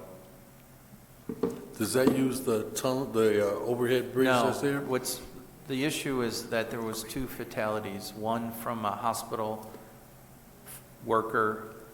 The hospital has secured parking on the north side of the street. Yeah. And you have to go up and over the bridge to get to the south where the hospital proper is. And apparently a faculty or facility person tried going across that grade and got hit and was unfortunately killed due to that. And then there was another pedestrian vehicular accident just further down 9 Mile near Greenfield. Those 2 fatalities raised our score to allow for a mid-block crossing with at-grade signals. We did have a preliminary discussion with the hospital. There's other concerns with the bridge, a lot of slip and falls. So they're totally in favor of this mid-block crossing. So this is all being tied in with pedestrian safety and will be coordinated with our new shared use bike path. So So we're coordinating with our engineers, and we've been working on these potential grants for quite some time. But it's based on the city's overall commitment to safety, pedestrian accessibility improvements at bus stops. We have to coordinate with SMART and DDOT on relocating their bus stops to make this work. So it's a lot of collaboration still yet to be done, but we were happy to receive the award for the capital improvements, and then the engineering at least is about worth $120,000 to $150,000. So the total project award is between $550,000 and $600,000.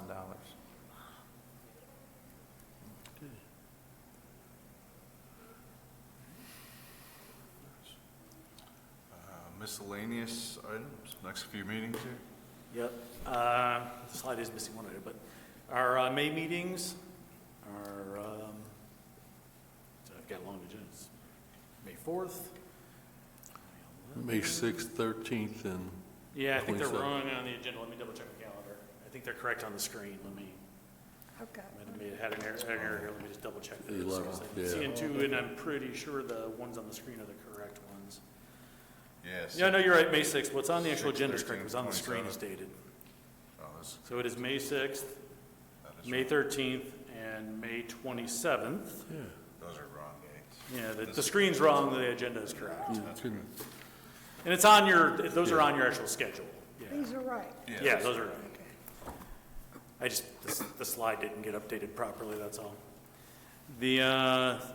I also wanted to add this, it's not on this slide, but on your agenda, the joint city council planning commission meeting, the council president and the council amended their schedule. It's going to be July 20th, 2026, 4 to 6 p.m. So that was, council, after they reviewed all their calendars, I believe it's before one of their regular study meetings, so that they'll do the meeting with you, and then they got to go to their regular meeting at 6. So they have a hard out by 6 because they got to go to their regular meeting, which is always actually a pretty good idea. Otherwise, those things can go on forever. And then I just have an update. This past weekend, the National Planning Conference was held in Detroit, and we hosted 2 mobile workshops. And I want to thank Planning Commission members who volunteered, Arts Commission members, planning staff. Jim Hall, who operates the Cable 15, gave up his weekend and was there filming for Saturday and Sunday. The mayor presented on Saturday. Dolores Flagg from the Arts Commission was here, and we had 2 sold-out mobile workshops. We had people as far as Homer, Alaska attend. Yeah. The West Coast, East Coast, Florida, Texas, and everything in between. And Saturday, we went and viewed Northland, the mixed-use buildings, the old mall site in Costco Business Center, after having about an hour presentation on the history and the development and planning of Northland Vision. And then Sunday morning, beautiful spring day, we came here to council chambers, did a presentation on our art and placemaking, and then did a walking tour of the campus, went over to the library to see Boy and Bear, and we got on the bus, went over to Red Pole Park, walked up and down the pathway to see all the art installations, went over to the monarch butterfly and the pollinator garden, and then ended up at Lawrence Tech, where we walked up and down the path and saw Dr. Hubert Massey's mosaics, the murals on the barrier wall, the key, and we talked about placemaking. And afterwards, on both tours, we received positive comments from all the participants and attendees. And then through the course of the rest of the conference, we had people coming up to me throughout, telling us how impressed they were with Southfield and everything that we have going on. So it was a big success, and I want to thank the volunteers and the staff, and a lot of work. We produced 2 new brochures, one on the 9 line, one on the arts. We had 2 PowerPoint presentations. We had a lot of logistics. We had the DDA and the City Center sponsor the refreshments and some of the handouts. So it was a win-win for all of us. And I know Mr. Hall's going to be working with us to produce a piece for Cable 15, and we'll have some other additional marketing materials and opportunities to showcase what we did here this past weekend. So, thank you again. It was really, really, it was an eye-opener, as, you know, I've been here, how long have you been in Southfield? 37 years. 37, I've been over 30. And there were things I learned that I thought I knew about Northland. You know, I lived in Detroit when Northland was built. My voice is going. And I didn't know some of the things that, you know, and I relayed some of that information to my board this week as well. But between you and our mayor, you are walking the story. I mean, the things they said off the top of their voice. Yeah. So the one other thing I wanted to do, we talked about, is maybe prior to a study meeting, hosting you in our department. I'll get pizza and salad, and we'd like to show you around our offices. I know there was some interest, so work with Mr. Payson on scheduling, maybe coming in early, and if that doesn't work, we'll do a second one at lunchtime so we can accommodate everyone's schedule. So thanks again. Anything else? I have this isn't being recorded, is it? Never mind. We're still in session. We can end the meeting as Yeah. soon as you. I'm done. As soon as you say what you have. All right. Meeting adjourned, 9:30 p.m.